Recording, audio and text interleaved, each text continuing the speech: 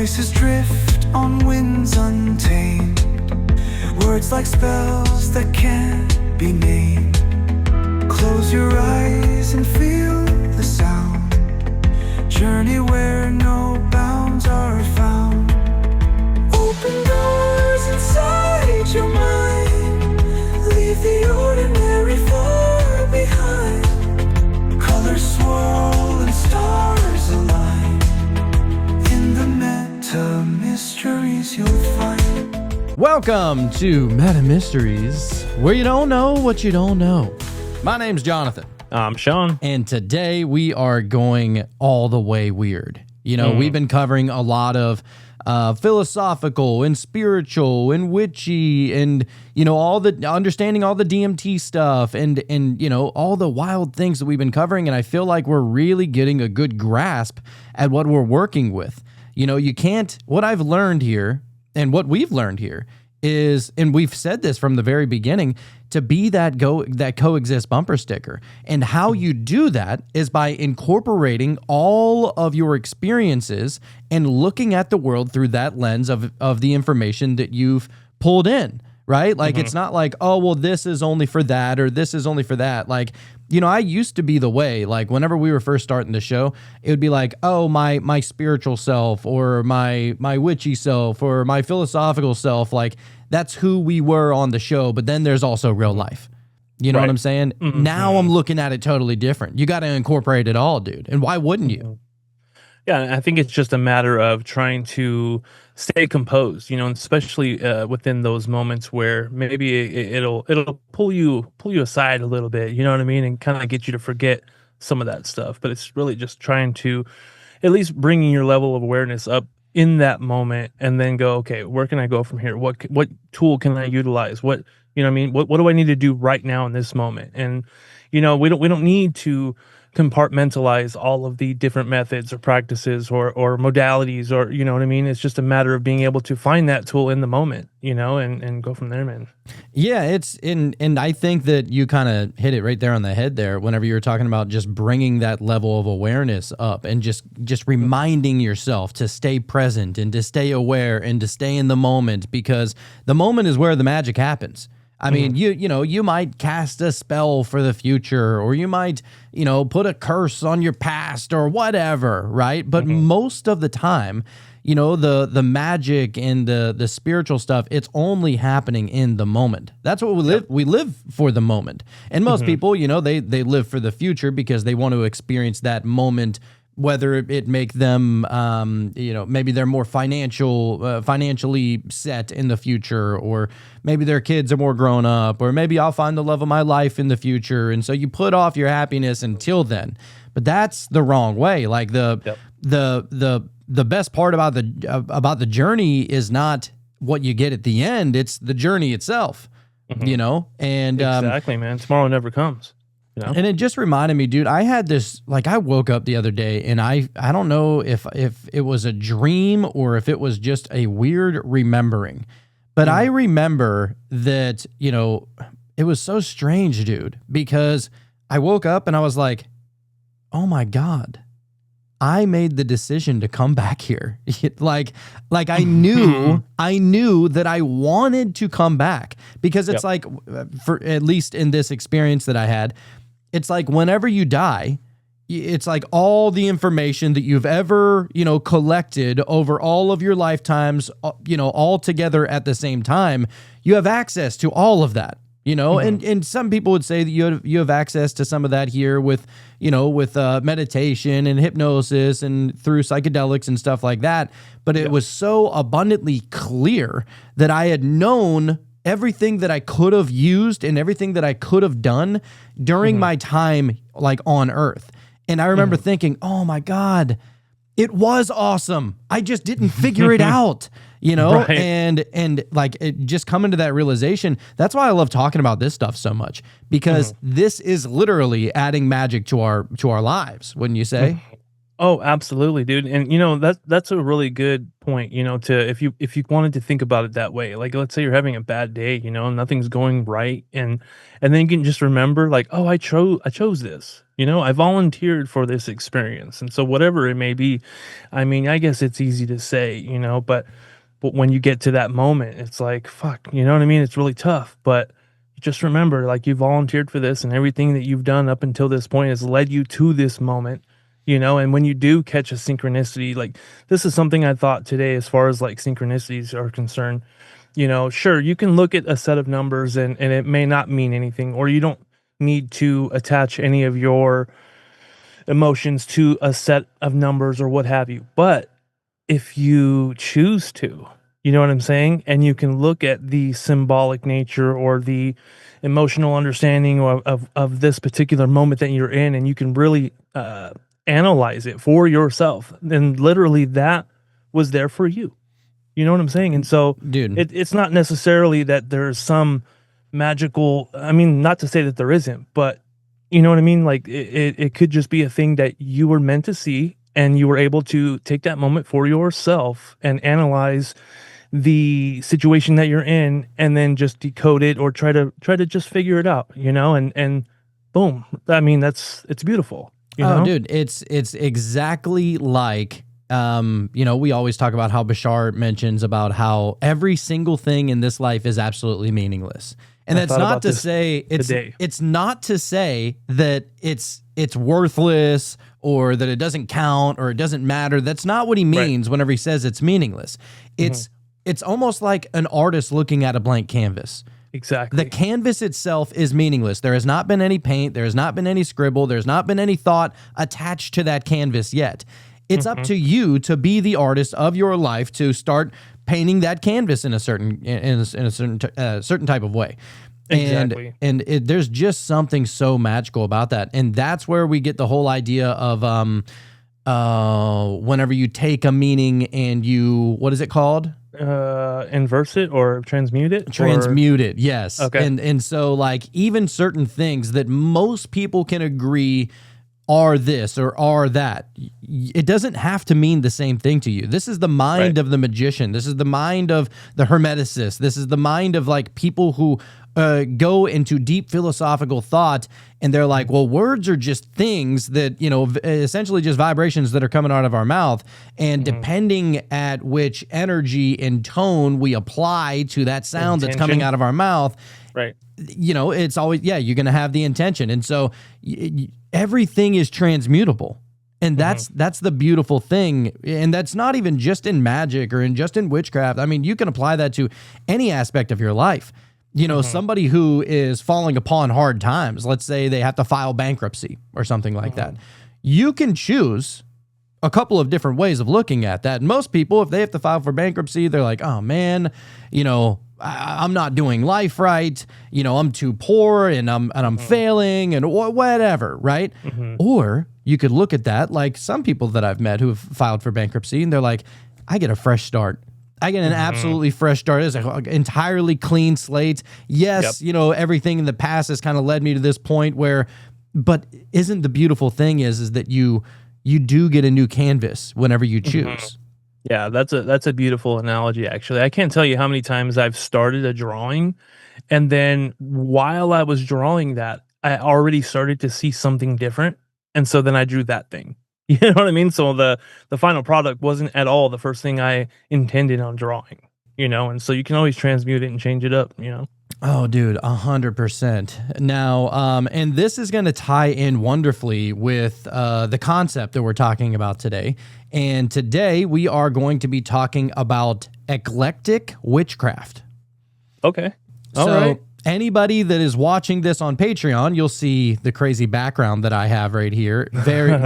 Me and Sean essentially riding on the Meta Mysteries van, and we got the whole witch wardrobe and the witchy hats, and Sean's wearing a pentagram necklace. I got a crystal necklace and tarot cards, awesome, and dude. It's just like Halloween every day up in this bitch. It totally encompasses the treehouse, dude. That's it right there. That's how we look and feel, I think. So good. When we're there. Yes, exactly. The in betwixt, if you will.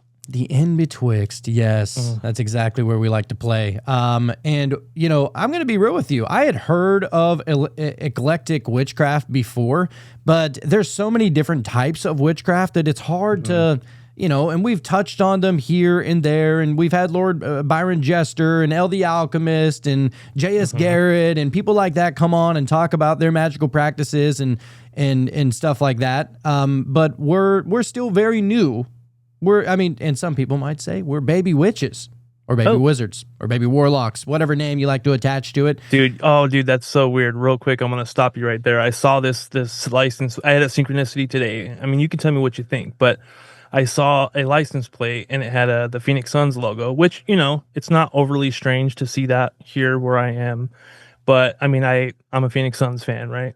The license plate cover was a Pittsburgh Steelers cover. And then the letters said Warlock. What? And then you just said War. I don't know. That's weird. That is wild. So for anybody who doesn't understand that reference, Sean lives in Phoenix, aka the Phoenix Suns over there. I'm from Pittsburgh and huge Steelers fan. Yeah, yep. I mean, I bleed black and gold, baby. Yep. But yeah, that is Warlock. That's a wild synchronous. And for us to do this show today, that's crazy. Yeah. When I saw it, I was like, oh, I mean, that could be a coincidence, but that just kind of locked it in for me right there. As soon as you said Warlock, I was like, it is. But doesn't that go back to life is meaningless, and once it's up to you to attach meaning to it? Exactly. Exactly. That you could have looked at that like a coincidence, but you wouldn't have gotten any magic out of that. Right. The magic didn't really hit me until right now. Let's go. All right. So, eclectic witchcraft, the infinite path of the magical rebel. Are you ready for this, sir? Oh, dude. I'm strapped in, dude. I'm ready. I'm ready, friend. So what is eclectic witchcraft? Eclectic witchcraft is not about subscribing to a fixed lineage. It's about curating a spiritual path that's alive, adaptable, and personally resonant. It allows you to become both student and teacher of your craft, creating rituals and beliefs that serve your evolution rather than restrict it. This form of witchcraft honors the validity of all mystical systems while granting the practitioner full agency to pick and choose what works best. So off the top, that's pretty much what as far as how our spiritual journey has been going so far. We've been kind of eclectic in that way, dude, looking into all the modalities. Oh yeah, non-dogmatic at all. And that's what's beautiful about this. And nothing against people who are dogmatic about their religion. I mean, I get it. Sometimes people it works, dude. Yeah, you want to stick to a script no matter what. This has been proven to work for other people. It's going to work for me. I get it. That's why, all the people that maybe you're, into Christianity or, name a religion, whatever it is, Hinduism, Buddhism, Taoism, like some people, they stick that one path the entire life. And that's a beautiful thing. But I just feel like everybody's done that already. We're trying to get weird up in here. And also, if we are to stick with the coexist bumper sticker, then why not incorporate all of them? And that's what's beautiful about the eclectic witchcraft is that it does incorporate all of them.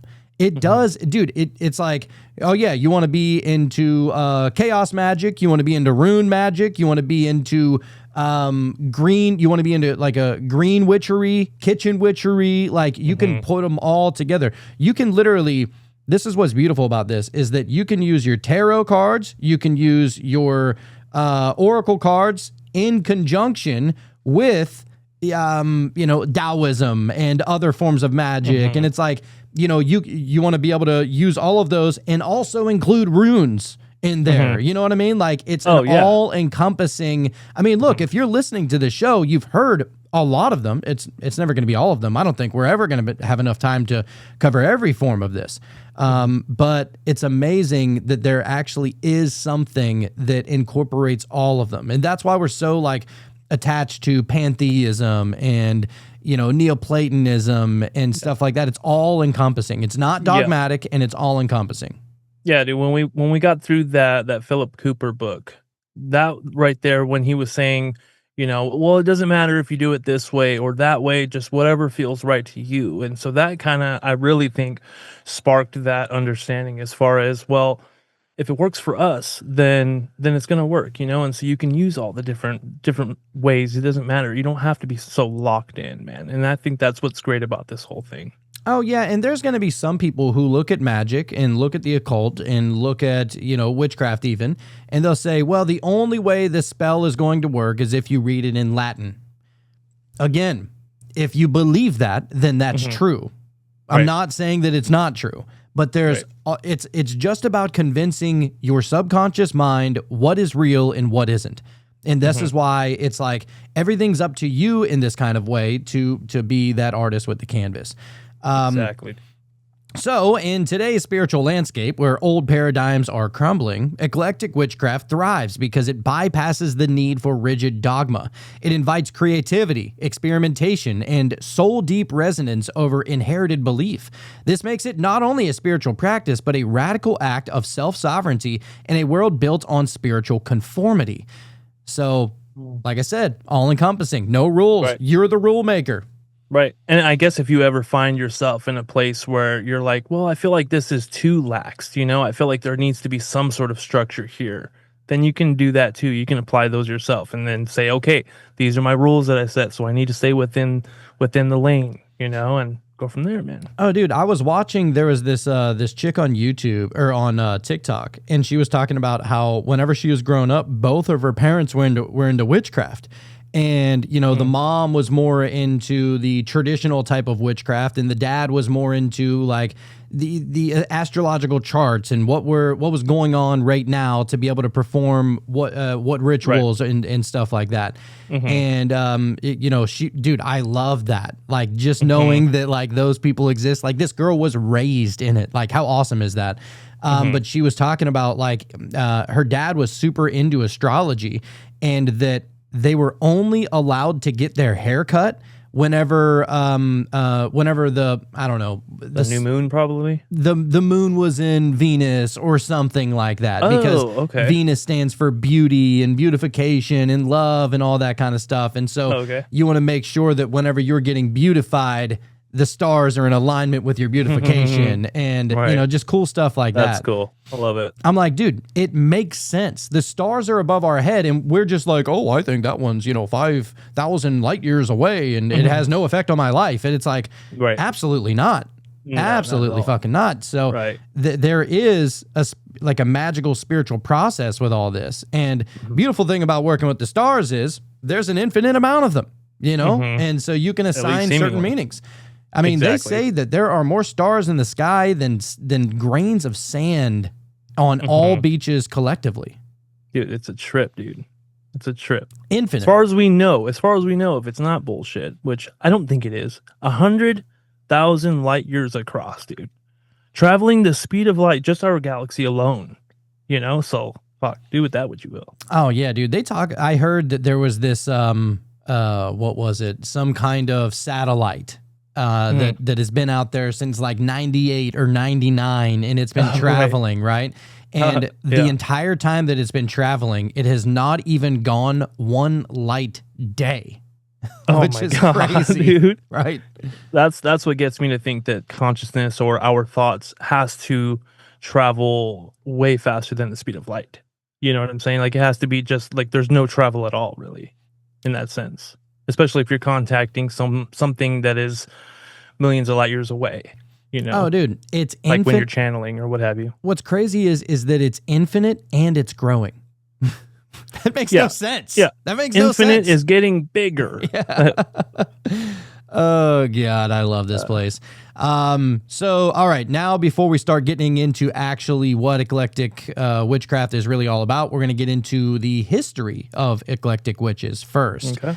To see, where it all started. Of course, they weren't always calling themselves eclectic witches, but essentially they were encompassing the philosophy of what it means to be eclectic in this kind of arena. So, All right. Eclectic witchcraft may sound modern, but its roots run deep, far older than Wicca, older than the word witch itself, and as ancient as humanity's first attempts to name the forces behind thunder, birth, and death.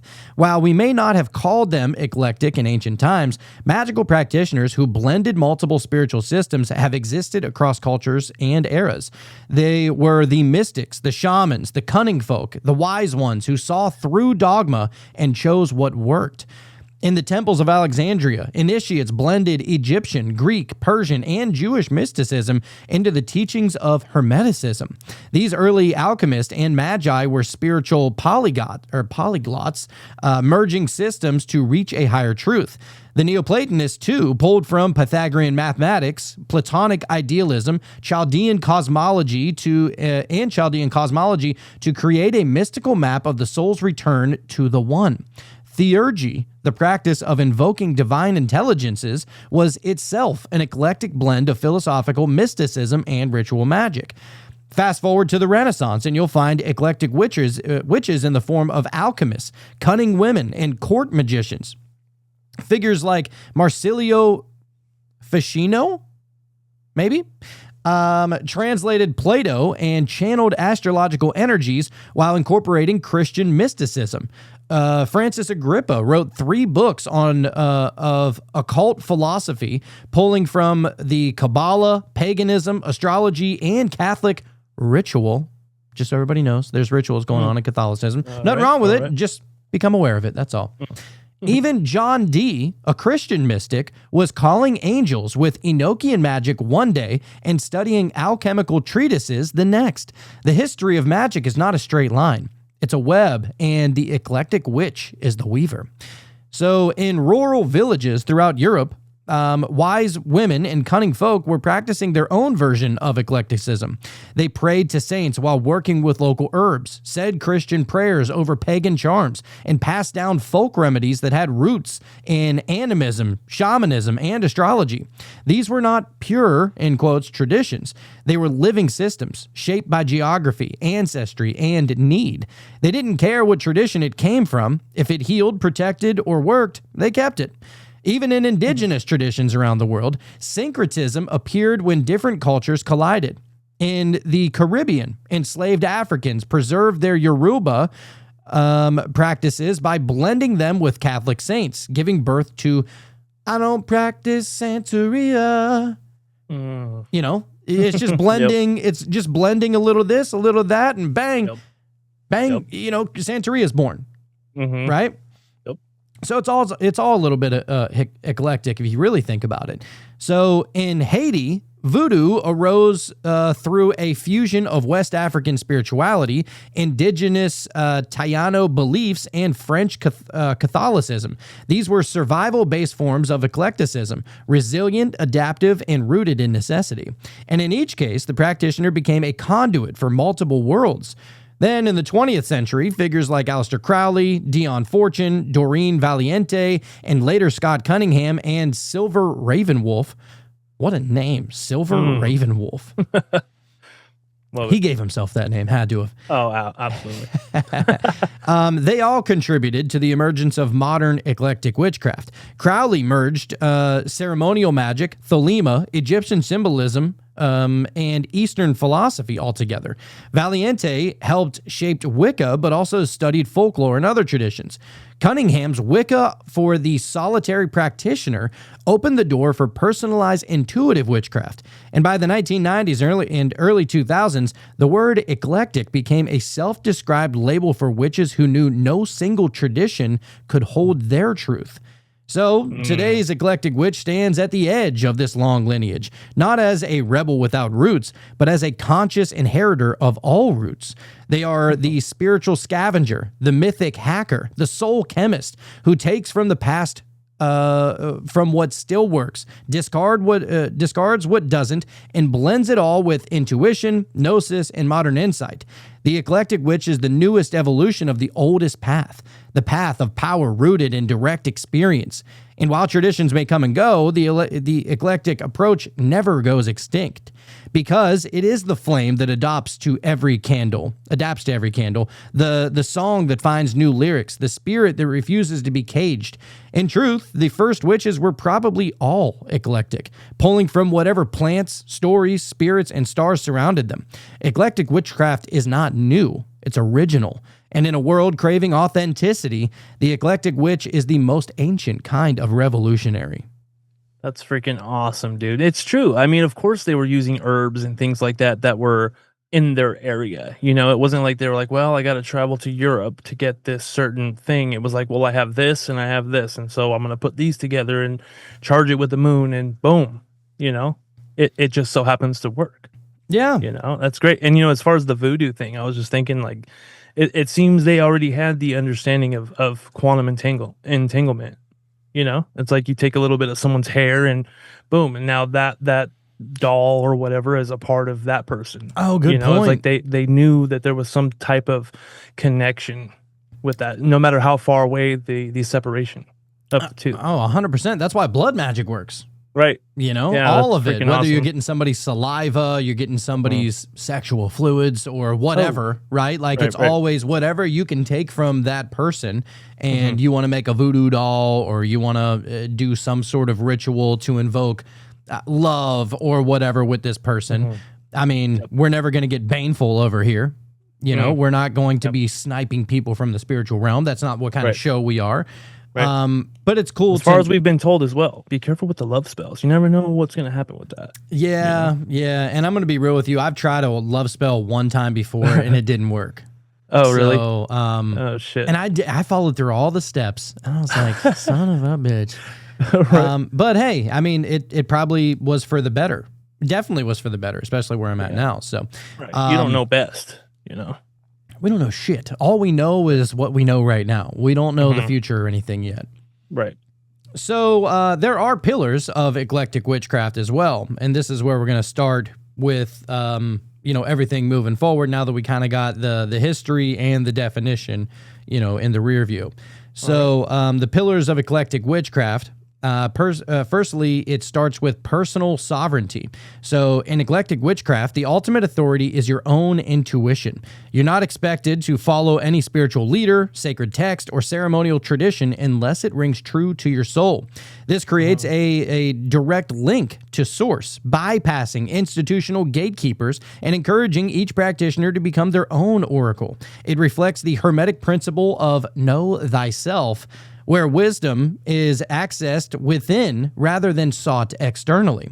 This sovereignty also cultivates spiritual maturity. Without the crutch of doctrine, eclectic witches learn through experience, trial and error, and inner guidance. Mistakes become teachers. Discernment becomes essential, and the connection between belief and manifestation becomes deeply personal and empowered. So you're gaining back your own personal discernment sovereignty. again. Yeah, dude. Yeah, dude. So and that's why, whenever somebody, we tell somebody our experience, our spiritual experience, and they just chalk it up to demons. I'm like, you don't fucking know. You weren't there. Okay. That's not what I experienced at all. It wasn't demonic. It wasn't scary. It wasn't, trying to convince me of anything. It was a knowing. It was a gnosis. Those kind of experiences. You can't take that away from somebody.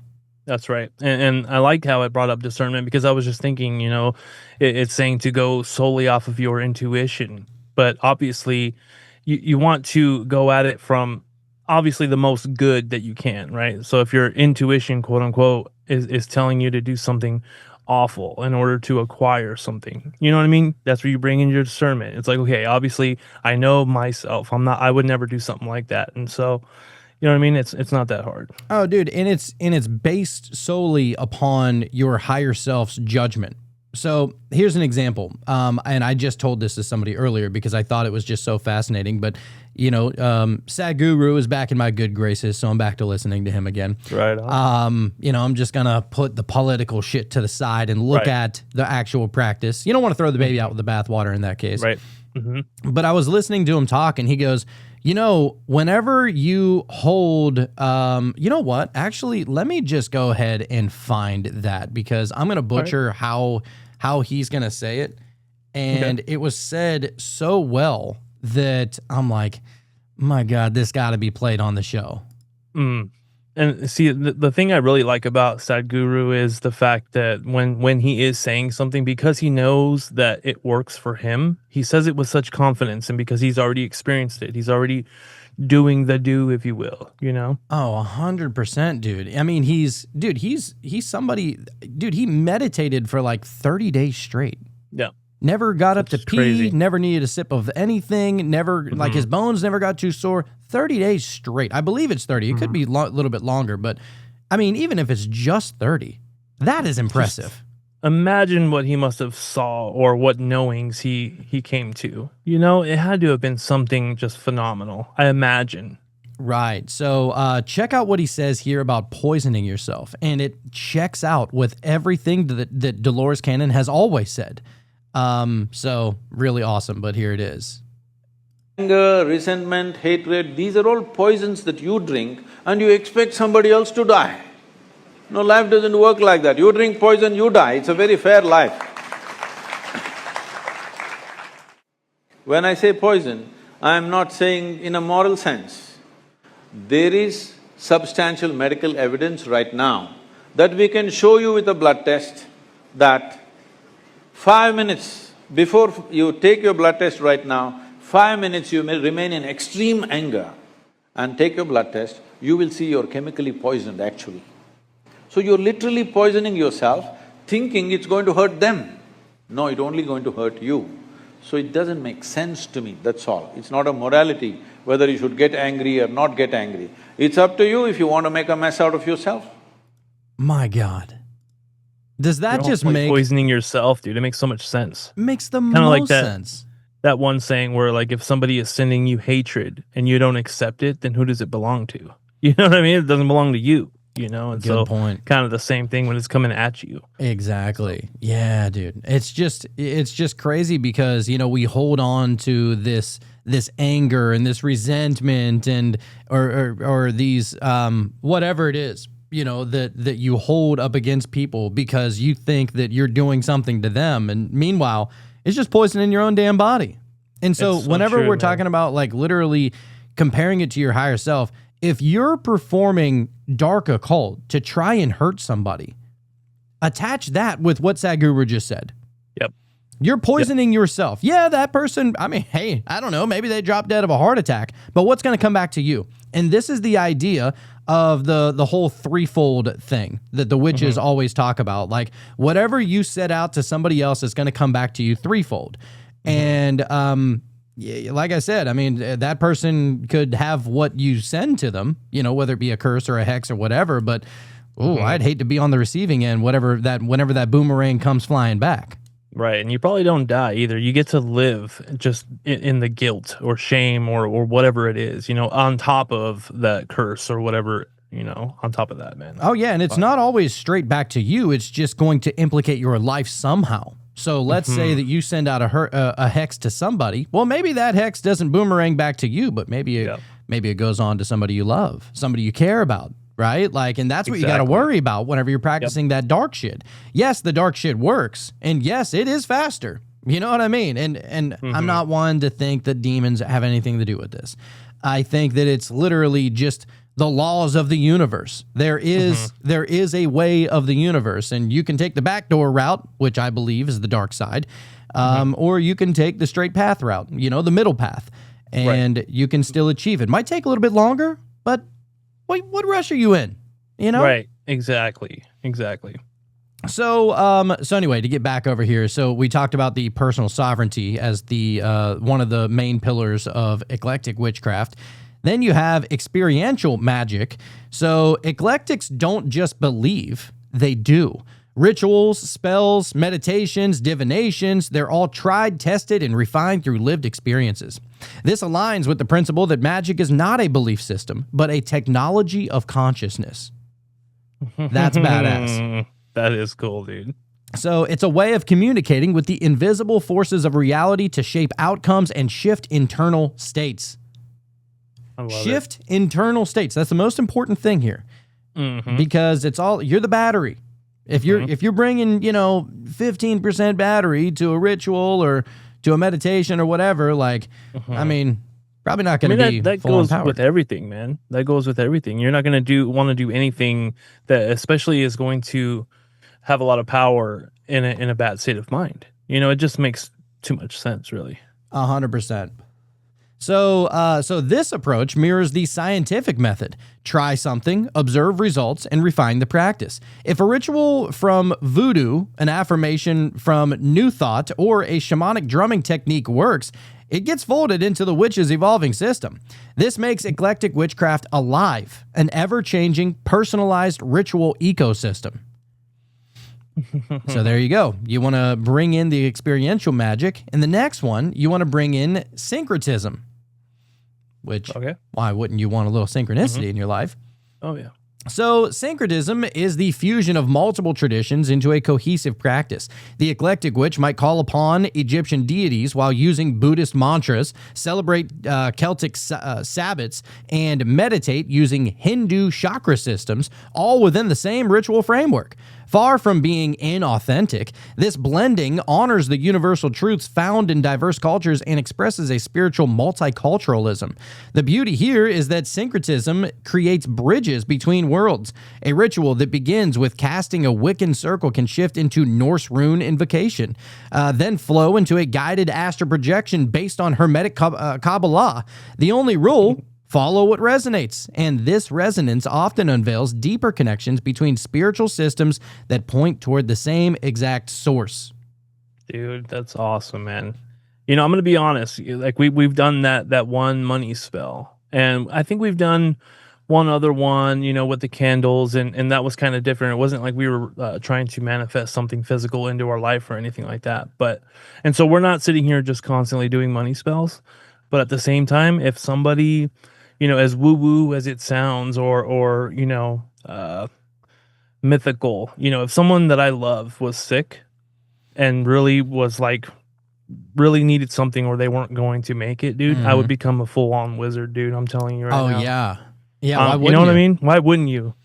I mean, you got to try everything. And look, if you study this kind of spiritual stuff and you love this kind of spiritual stuff, it speaks like to greater dimensions, honestly, because not everybody's interested in this kind of stuff. Not everybody. You talk to some people about tarot, they're like, whatever, what? I mean, they just look at it as if it's like an adult like game almost.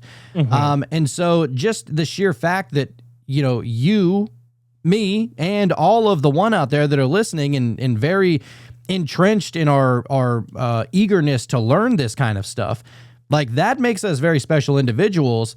Because why is it do we want things? You ever think about that? Like why is it that Jacob is so into night fighting? Why is it that I'm so into football, or why is it that you're so into basketball, or why, the reasons why people are so interested in things, I think, is more of an indirect tie to maybe what we were connected to in a past life. Yeah, maybe so, man. Maybe so. I mean, of course, there's a little bit of experience that you're experiencing things around you as you're growing up, and so that also has something to do with it. But I mean, I'm not saying you're wrong. There might be something to that. Oh yeah, I mean, it's all encompassing. Like, I'm not saying that it has nothing to do with this life, but I just think that it's interesting how there are people that their dream is to become an architect, or their dream is to become a scientist, or their dream is to become a nurse. It's like, why don't I have that? Right. Like, and why do I have this certain connection to other things? Right. And so, just a natural born curiosity for one thing or the other, right? Yeah. So anyhow, so now we're going to get into every type of witchcraft woven into the eclectic current. So firstly, we're going to start with Wicca. We've talked a little bit about Wicca before. It is a religion. So it's pretty stringent on their beliefs. But again, goddess and the right, there's like the triple a god and goddesses a goddess. Right. Yeah, I mean, and there's there's a lot of stuff to Wiccan, to Wicca in general. It's a pretty new form of witchcraft, though. I believe that it was just started in the 1800s, if I'm not mistaken. Right. Nothing wrong with that. Like, I mean, I hope that we can come up with our own thing, and somebody's going to say, well, what, a form of spirituality that was just started in 2025? It's like, yeah, and it works, and it works. right. So I don't really care, how long something's been around. That doesn't prove to me its validity. Right. It's whenever you're reading or learning something, what vibes, keep it. What doesn't vibe, toss it. And that's basically the whole intention behind eclectic witchcraft. Yep, it's the whole idea. So Wicca is one of the most well-known modern witchcraft traditions founded in the mid-20th century by Gerald Gardner. It emphasizes duality, the god and the goddess, as well as nature reverence, the Sabbaths, with the wheel of the year, which we're going to get into here in a little bit, and the ritual casting of circles. Wiccan magic is deeply ceremonial, often involving clearly defined correspondences, ritual tools, and invocations. The rule of three, that whatever you do returns threefold, we were just talking about that, is a moral guideline for many Wiccans, though not universally accepted by all. The eclectic witch often borrows heavily from Wicca's structure, casting circles, celebrating the solstices and equinoxes, and working with the divine masculine and feminine. However, eclectic witches may replace the Wiccan deities with gods from other pantheons, or with abstract forces like Source, the universe, or the daemon. They may also discard the threefold law because if it doesn't resonate, choosing instead to rely on personal ethics and intuitive consequences. See, that makes the most amount of sense. Intuitive consequences. We know like what we should be doing, what we shouldn't be doing. And whenever we do make that bad decision that our higher self or our subconscious or our daemon or whatever is like, don't do that, don't do that, don't do that, and we still do it. It's like those are the people that are called rebel without a cause, right? Right. I mean, you're just rebelling for the sake of rebelling, and you think that you're rebelling against your parents or you're rebelling against your teachers or you're rebelling against your spouse or whatever, but really you're rebelling against yourself is really what's going on. And in that moment, I think you think you're going to maybe get away with it. Like earlier today, I'm going to be honest with you, man. And I'm ashamed of myself, but I had Taco Bell and I knew I shouldn't have done that. I knew that it was a bad idea, but I did it anyways. Cause I was like, you know what? I haven't had it in so long. I'm probably not going to get indigestion, No, it got me, you know what I mean? And so I knew better. But no, there I was. Yeah, dude. Well, I mean, how many times do we need to learn the same old lessons, And the answer is as many as it takes. Yeah, that's it. Yep. So, throwing out what doesn't resonate, choosing instead to rely on personal ethics and intuitive consequences. So in this way, Wicca becomes a foundation, but not a cage. Eclectic witches take the bones of Wicca, the sacred timing, the elemental system, the altar setup, and remixes it with other traditions. It's a launching point, not the final word. The seasonal rhythm of Wicca may remain, but the ritual content could come from chaos magic, ancestral work, or planetary invocation. The eclectic doesn't follow Wicca, they evolve from it. This episode is so reminiscent of that story you were saying, when you were a kid and you didn't understand why the other students kind of just knew exactly how to be or what to do, and they just took off and they knew everything to do, and you were just kind of like, I'm not really too sure how to go about this, and then that's kind of how it is. I feel like, there isn't really necessarily a boundary, it's almost like you never had that boundary. Yeah. And you kind of were just able to look at everything like, well, how should it be done? Yeah, I never wanted to be the one that just went along to get along. Like if somebody was doing something, and if like a whole group was doing something, I'm not just gonna follow suit because I want to mix in with the crowd. I want to know why they're doing it. And what is the reason you're doing it? Are you doing it just because you think it's cool? Are you doing it because you're trying to fit in? Are you doing it so that you're not the odd one sticking out? And these were the things that were going through my mind. I was like, even I remember little kids back whenever I was in school, they would always talk like in this weird, funny way. And one kid started it, and then his best friend, was doing the same thing. And before you knew it, the whole group of friends were all talking in this weird, stupid kind of way. And I'm like, do you actually think that's funny, or are you just doing it because you're trying to fit in? Right. And so I've never been the one to just want to fit in by any means. And I think that a lot of people are that way. And it's a defense mechanism if we're being real. You're guarding your own self because you don't want to be the odd one sticking out. Yeah. I've never really worried about that, though. Yeah, personally. and to bring that and relate it to the eclectic witchcraft, it's like, don't feel like you have to do a certain spell or a certain thing just because a bunch of other people are doing it like that. You can look at it and go, well, I think this will work. Yeah, and just do that. I mean, hey, and this is, dude, we're actually going to, I'm happy you said that, because later on in the episode, we're going to get into, if you take up this path of the eclectic, whether you want to call yourself an eclectic witch, a wizard, whatever, warlock, right? You can, or just magician or mage or sage, whatever the fuck you want to call it. The eclectic is really the focus. We have basically a setup of how to create your own grimoire towards the end of this episode. You're going to write down what works, what caused synchronicities or what caused manifestation, what did you feel during that whole thing, and was there a magical experience attached to said ritual or whatever you did, whether you're just practicing some kind of moon magic, putting crystals in water or whatever, did it work, jot it down how it worked, what was the day of the year, what time did you put it out there, and like really getting essentially just creating our own magical book here. As soon as we get a dream journal, we'll go ahead and get the grimoire going as well. Well, and that's the thing, is that you can combine them essentially if you're into this eclectic path. Oh yeah. So yeah, it's gonna get real fun. We're just in the beginning. Oh yeah, dude. So we'll get it figured out. So nextly, we're going to see how it converges with the Norse pagan witchcraft. Some of our favorite. I love all that Norse shit, dude. I just have such a pull to it. Like every time I go to the bookstore, to a crystal shop or something like that, and I'm looking at all the different spiritual books or the different oracle cards or the tarot cards, like there's just something that pulls me to the Norse stuff every time. You don't know what it is exactly? Or I don't know what it is. I'm like, God, I just love that. Like anytime I see simple fact that Odin pulled his eye out for knowledge, for wisdom. Oh, dude, and every time I see like the tree of life, Yggdrasil, I'm like, God, there's just something magical about that, So Norse paganism is rooted in the pre-Christian beliefs of the Germanic and Scandinavian peoples. It includes gods of like Odin, Freya, Thor, and Loki, as well as cosmological structures like Yggdrasil, the world tree, the 9 realms, and the concept of weird or fate. Shout out to the weird, WYRD.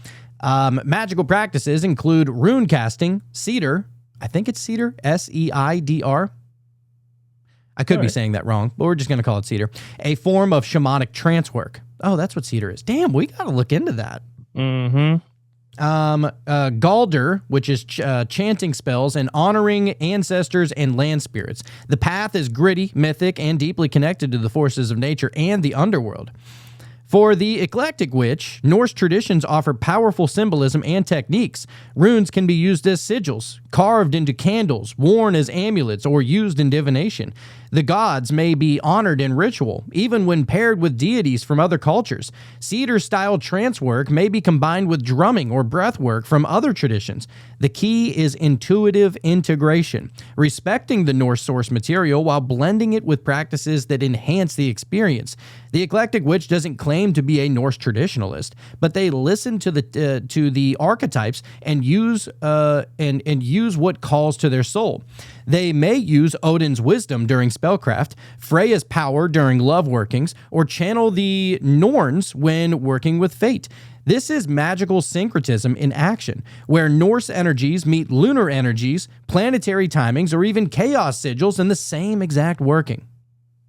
So you can use it all together. And this is what's so fascinating about it, is that a little here, a little there, this is coexist. Yeah, that's it. This is a big ass place, this existence that, that we're in, man. And of course there's going to be so many different symbols and gods and things that you could embody. And if you're trying to accomplish something in particular, why wouldn't you take the practice of embodying that, become that and do what that entity could do? And dude, like the subconscious mind works in symbols. And what better way of using symbols and sigils and talismans and all these other things than by pulling what's already been, established and the groundwork's already been laid, like it doesn't always have to be, meaningless. You can pull from different meanings. And the beautiful thing is that let's say that there's a god, and this god was of love and magic and mysticism, but also there was a dark side to her, and she was real into, blood sacrifice and da-da-da-da-da, right? With eclectic witchcraft, you can just choose to look at the one thing that really vibed with you and throw out the rest. The one aspect that's really going to help you in this moment. Exactly. In the same way that people use tarot cards, you can ascribe 1,000 different meanings to each tarot card, but you really only got to pick one of them if you're using them in your spell work. For example, Lord Byron, every time he is using one of his devices, he always uses the Sun tarot card. He believes that it's going to charge up whatever his ritual he's trying to do, right? Shout out Lord Byron. We got to get him back on here. Shout out, dude. I miss him. I miss him too. It feels strange that we haven't talked to him in this long. We might have to get him for Wonder Wiz Day, I think. Yeah, that'd be great. That would be nice. But, he's using it for the one meaning that it has that he is ascribing to it. You could also turn that bad boy upside down and no longer doesn't mean the same thing. So it's all about kind of picking and choosing. And some people would say that that's cherry picking, which, that's exactly what it is. Eclectic. Yeah, right. That is, eclectic is cherry picking, and not in a negative connotation by any means. Look, if it works, it works. Right. Exactly. So now we're going to see how it aligns with green witchcraft, which I love. I love the green stuff.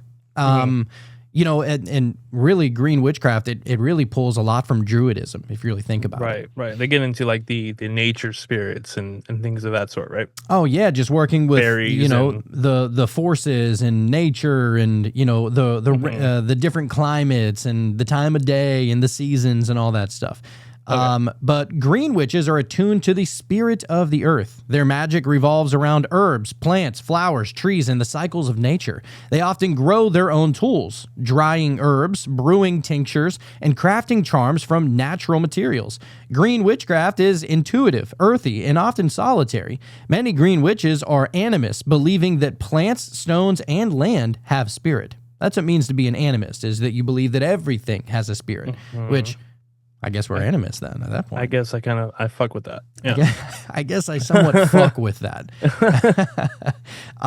So eclectic witches frequently integrate green witch techniques into their practices, growing mugwort for dream work, crafting herbal sachets for protection, or calling on tree spirits during rituals. But unlike traditional green witches, eclectics may also combine this plant-based work with astrology, deity invocation, or tarot. They honor the earth, but also the stars, the spirits, and the shadows.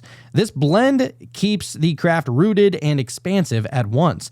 The eclectic witch might perform a moon ritual while burning a personally grown herbal blend, or use tarot and plant spirits together to create a spell formula. Green witchcraft becomes not a boundary, but a channel through which multiple magical languages can speak. That's awesome. I love it. I mess with the green witch. I mess with it. Witch vibe. Greeny. Yeah, let's get green. So nextly, we're going to go with the kitchen witch. Okay. I love it too. So kitchen witchcraft, some would argue that that's really where it all started. With a little flying ointment. Yes. My favorite. My personal favorite. I've never tried it myself, but well, who knows? I don't have the correct crevices to make that tools. work. The equipment. Yeah, the equipment. But kitchen witchcraft is domestic magic, the art of turning everyday acts into rituals, stirring intention into soup, baking sigils into bread, or crafting spell jars in mason containers. Kitchen witches often practice what is called low magic, meaning practical and immediate workings using items that you have on hand. The stove becomes the hearth, and the meals become spells. For eclectic witches, kitchen witchcraft provides a deeply grounding, nourishing layer to magic. It reminds them that spells don't have to be dramatic. They can be delicious. A love spell may involve cinnamon in coffee. A protection spell may involve garlic in soup. These practices can easily be paired with tarot pulls, lunar blessings, or chants from any tradition. Eclectic witches embrace kitchen magic as both ritual and rhythm. Cooking becomes ceremony, meals become offerings, and through it all, intention weaves into matter. This is the sacred made mundane, and vice versa. I love it. That's some food you don't even have to talk over before you eat it. You just eat it. It's ready. It's good to go. It's made with know? with the Been heart, done. with intention. That's it. That's it. Yeah, dude. This is why it's so much more important to cook at home rather than eating out all the time. Yeah. Dude, imagine fucking somebody working at McDonald's on fucking $8 an hour. Fuck this sandwich. You know what I mean? Like these fries. All right, Yeah. I'll double dip them. You know, you want to refry these bad boys? They're paying the same regardless. I don't know this That's person. it. And That's it. Just like that Taco Bell I ate earlier, man. I should have did some type of spell before I ate that shit. You know, like this burrito's not gonna give me heartburn. You know, just to see what happens. I mean, I'm sure. At the very least, I believe that it probably would have lessened it. Yeah, right. Exactly, dude. Yeah, I was hurting, to say the very least. You know, yeah. especially after not eating it for so long. You know, it's doing good there. We've always called it taco hell in our part of the woods. Yes, that's what it felt like. You know? Yeah. That's the hell you can go to. Yeah. And that's real in the moment. And you feel like you're trapped in there forever. Yeah, dude. So now let's bring in ceremonial magic. So ceremonial magic is highly structured, drawing from Hermeticism, Kabbalah, Thelema, Enochian magic, and sometimes even the Solomonic grimoires. It involves detailed rituals, strict correspondences, and the invocation of angels, planetary spirits, and divine names. Practitioners often perform long preparations before workings and document outcomes with scientific precision. While eclectic witches rarely follow ceremonial protocols to the letter, they do borrow from its deep symbol systems. They might incorporate planetary hours into spellcasting, use pentagrams or hexagrams in rituals, or call on the archangels when doing banishment or protection work. They may not adhere to Thelema or the Golden Dawn, but they'll remix it. They'll remix its sacred geometry into something raw and real. Ceremonial magic offers the architecture, but the eclectic adds the paint, music, and fire. It's the skeleton of the sacred form infused with breath from many traditions. The result is magic that's both potent and personal. It's always potent, dude. That I'm sure of. Yeah, that's ceremonial. Which makes me question why I don't do it more. You know, as it's one of those, I guess it's out of sight, out of mind type of things. You don't even really think about it until it's too late, you know? Well, and that's the beauty around, you know, ritual as a whole anyway, because it's something that you practice Keeps and you practice in and it. practice, and before you know it, it's something that you do every day. That's what makes it ritual. Like, you know, brushing your teeth first thing in the morning is a ritual. You know, before every single episode, before I even knew it was a ritual, I had a practice. It's like my pregame ritual, right? Like I got to make sure I got this, I got to make sure I got that, I got to make sure I got that. And if I'm missing one of the three, dude, I'm going to be off. Like because I know that I have to go through with there's something really real about that. Well, one, I mean, just to say one thing, it could be your mind. You already said, "Oh, I'm going to be off because I missed the one thing," and so already going into that, you have that in the back of your mind, you know, and so you're just kind of maybe subconsciously replaying that thought over and over, and then you fuck up, you know what I mean? And then it's just downhill battle, man. Oh, dude, and that's why the mind is everything. Like it's all there is. That's all that has ever existed is, and I don't even mean just, you know, our lower mind or our higher mind, just the mind in general.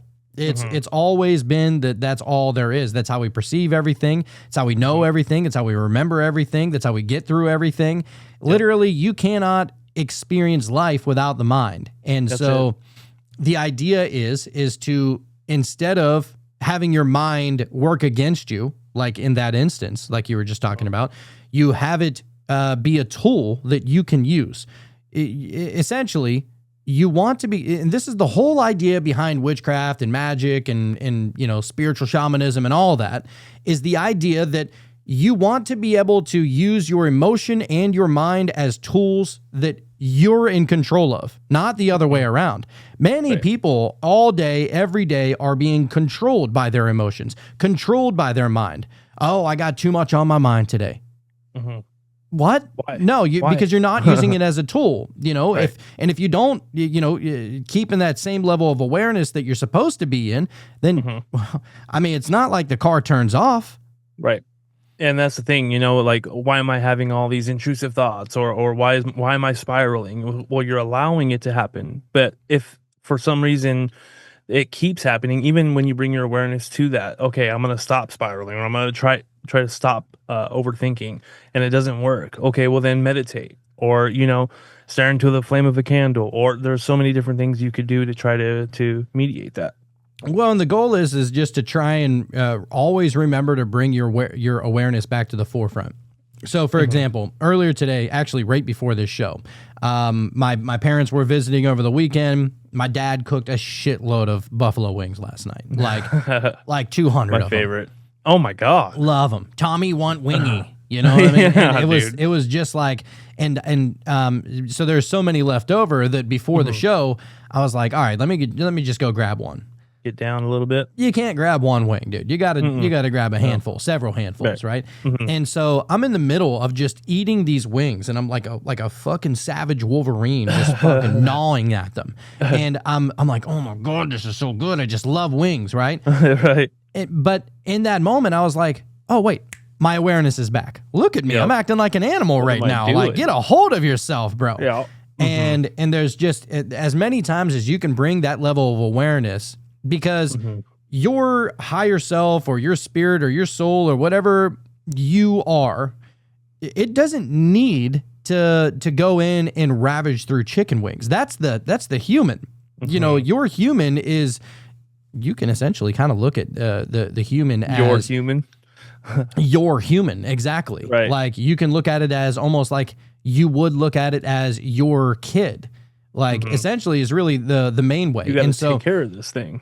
oh, dude. And so whenever Jesus was calling upon the Father to help the Son, you know what I mean? Like, that's like calling upon the Father or your higher self, if you're looking at it from a Gnostic point of view. Yep. And the lower self would be, your son if you're a male, or your daughter if you're a female, whatever, right? And that's just a different way of looking at it. There's going to be a lot of people that disagree with it. But if you put that into practice, it could help you out big time. Oh, Because and now you're not putting yourself to the side. There's a lot of people that just do things for other people and don't think of themselves. Whenever you can step outside of yourself and look at your human, you could be like, man, I really need to start treating this human a little bit better. Yeah. Because look at it. It's gaining a shitload of weight. It's going through depression. It has anxiety. It wants to do everything for everybody in hopes that somebody would do something back to it. It's like, Yep. you could give that to your human. Right. You know? Right. You gain a little more empathy for yourself, looking at yourself from the outside. That's great. Yeah, dude. So, God, I just feel like we're learning so much with these episodes. I know. So now let's get into the next part of another pillar of this type of witchcraft, the eclectic witchcraft. Of course, we'd be remiss if we didn't bring in chaos magic. Okay. Of course. So All right. chaos magic is punk rock sorcery. It rejects dogma and treats belief as a tool. It favors results over rules and embraces symbolism from anywhere. Pop culture, dreams, myths, memory, sigils, servitors, and gnosis states are key elements. The magician becomes a psychonaut, a reality hacker, and a metaphysical artist. Eclectic witchcraft and chaos magic are close cousins. Both are fluid, experimental, and deeply personal. Many eclectic witches use chaos techniques like sigil crafting, writing their own god forms, or invoking fictional characters as archetypal power sources. Like a tulpa, right? Yep. They might combine chaos techniques with ancestral practices or Wiccan structure, creating a powerful magical fusion. Chaos magic reminds the eclectic that anything can be sacred if you charge it with enough belief. See, That's the sauce. That right there is the coexist bumper sticker. You know why it's so important, I think, to not just instantly tell somebody that what they believe in is stupid. You know what I mean? Like, if it works for them, because it's for them. Like, someone's belief isn't for me. it's for them. And whatever I think, if I want to look into astrology, or if I want to meditate, or I want to believe that, life is but a dream, and someone's like, oh, well, that's stupid. Well, I mean, that's stupid for you, but not for me. This is my thing, and this is what helps me. Right. And to be honest, like, there's some times where you want to just clap back and be like, look, it's the same thing. Like, we have our beliefs, you have your belief. Like, live and let live. You don't have to say I'm going to hell. You don't need to save me. There's not a demon attached to me. I'm not even calling on any specific demons. And to be honest, I don't know the name of most of them. You know, like, there's nothing where I'm calling upon the dark world or anything like that. So you take your insecurities and your whatever beliefs that you have about the dark side, and I promise you, it's wrong, right? Like, you don't know what you're talking about. And that's what I want to say to people who are like, you're playing in the dark, in the deep end. And I'm like, you don't know shit. I'm the one, like, I've been looking into this, You're talking about my reality now. I mean, it's not to be egotistical about it, but like, I just hate whenever people speak upon things and judge things without knowing what the hell they're talking about. It's, for me, it's the coming at you like they have the answer and you don't. And poor you, because you're just, you're misinformed. And it's like, no, we're literally researching this shit. You know what I mean? It's like, and living it. Yeah, exactly. But anyhow, so all right. So chaos magic reminds us that the eclectic can be anything. Chaos magic reminds the eclectic that anything can be sacred if you charge it with enough belief. It tears down the need for hierarchy and builds magic in the image of the self. For the rogue witch, this is liberation. So no that's need for some other authority, some other person that just somehow has more power than you to tell you that you're wrong and you need to do it this way. No. Yeah, there's no hierarchy.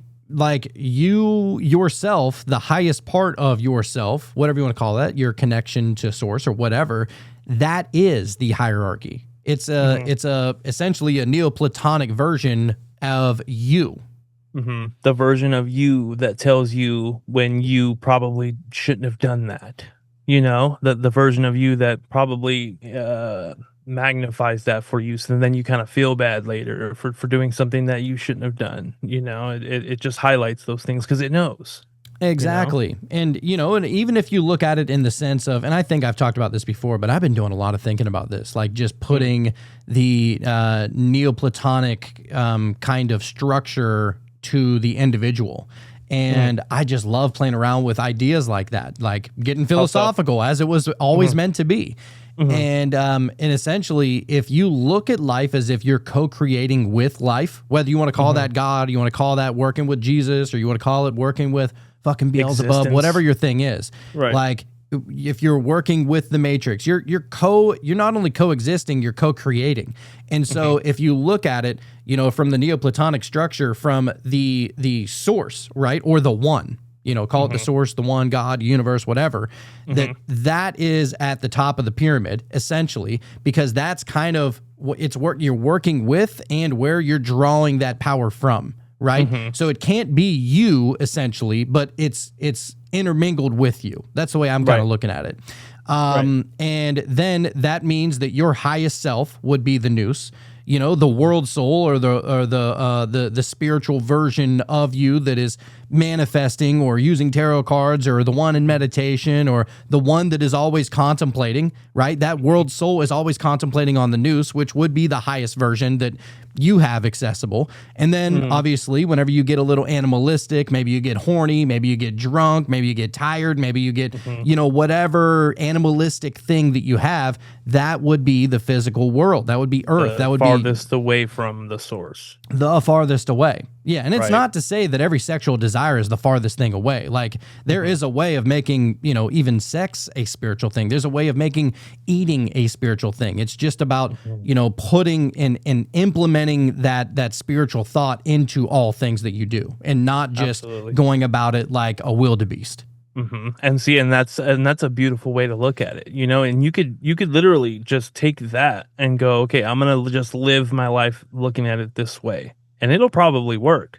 I'm almost certain that it will, know. And as far as like the co-creating thing, I think it's very interesting because, all of the things that we're surrounded with, even the things that seem shitty, like traffic or people that want to be rude, or just the contrast of everything put together. I think that's what makes it so interesting. I think that's what we need, because if you imagine that everything was just one way, like everything was just kind of, I don't know, so structured in a way where there was no traffic, or there were no things for you to slow down and have to look at a billboard, or to see somebody and go, oh, that's interesting, he's doing this, or you know what I mean? I feel like we need that, because it's experience, it's things that we get to almost enjoy, even if you are just in traffic. I just saw this one episode. I started watching The Twilight Zone, which was basically Black Mirror of the 60s. Yeah. And this one episode, this guy, all he wanted to do was read his books, dude. Like he's a bookworm. All he wants to do is read his books, and he wants to tell people about all these interesting characters in the book, and everyone keeps telling him, you need to stop reading so much, because he's at work, or when he gets home, his wife is like, put the book down, and so he just never has a chance to read, and that's all he wants to do. And then a bomb goes off, and he happens to be like in the vault, and so he's the only one that survives out of this whole city, right? And so he's got all the books, because it was right next to the library. He had all the books that he wanted, and nobody was around, and he was miserable. So he had all the time in the world, didn't have to go to work, all the time in the world, all the books he could ever want to read, and he was screaming for help, because there was nobody to share it with. Right. And so, I don't know, I thought that was interesting. No, that's a powerful concept if you really think about it. You need that blackfish to go along with the whitefish, in the yin yang. Yeah. That's and and this is just my, what I'm coming to understand. It's that it's because of the dualistic nature of reality that we live in that allows for the magic to work in the first place. Because every single thing that you have to go through, every good thing, bad thing, whatever, you're comparing it up against circumstances. And whenever you're just going through like a dark alley of thoughts in your mind, and this and this and this is all happening, and it's all stacking up against you. Those are things that, it really can send you into a downward spiral, or you can use it as like a learning experience. Like, how am I going to react, right? Like the idea of it doesn't matter what happens to you. It only matters how you react, right? And that is the idea of the Hermeticist. That is the idea of the wizard. It's being able to take certain experiences and being able to transmutate that and look at it for the possible good that you can get from it. And I know that there's going to be some people out there, well, you can't always pull something good from every experience. I disagree. I think that you can always pull something positive from any experience. I mean, even think about fucking David Ditchfield. Got run over by a goddamn train, bro. Was able to turn it into a positive experience. Yes, he was able to have a near-death experience and was able to see the waterfall of stars, which is pretty gangster. But like he was became an artist and like all this other stuff that he never used to do before. You need the bad shit, or else you're never going to appreciate the good stuff. So that's it. That's the power. Man. That's the power behind choosing how to react. And to be honest, that's basically the roots of everything that what we talk about.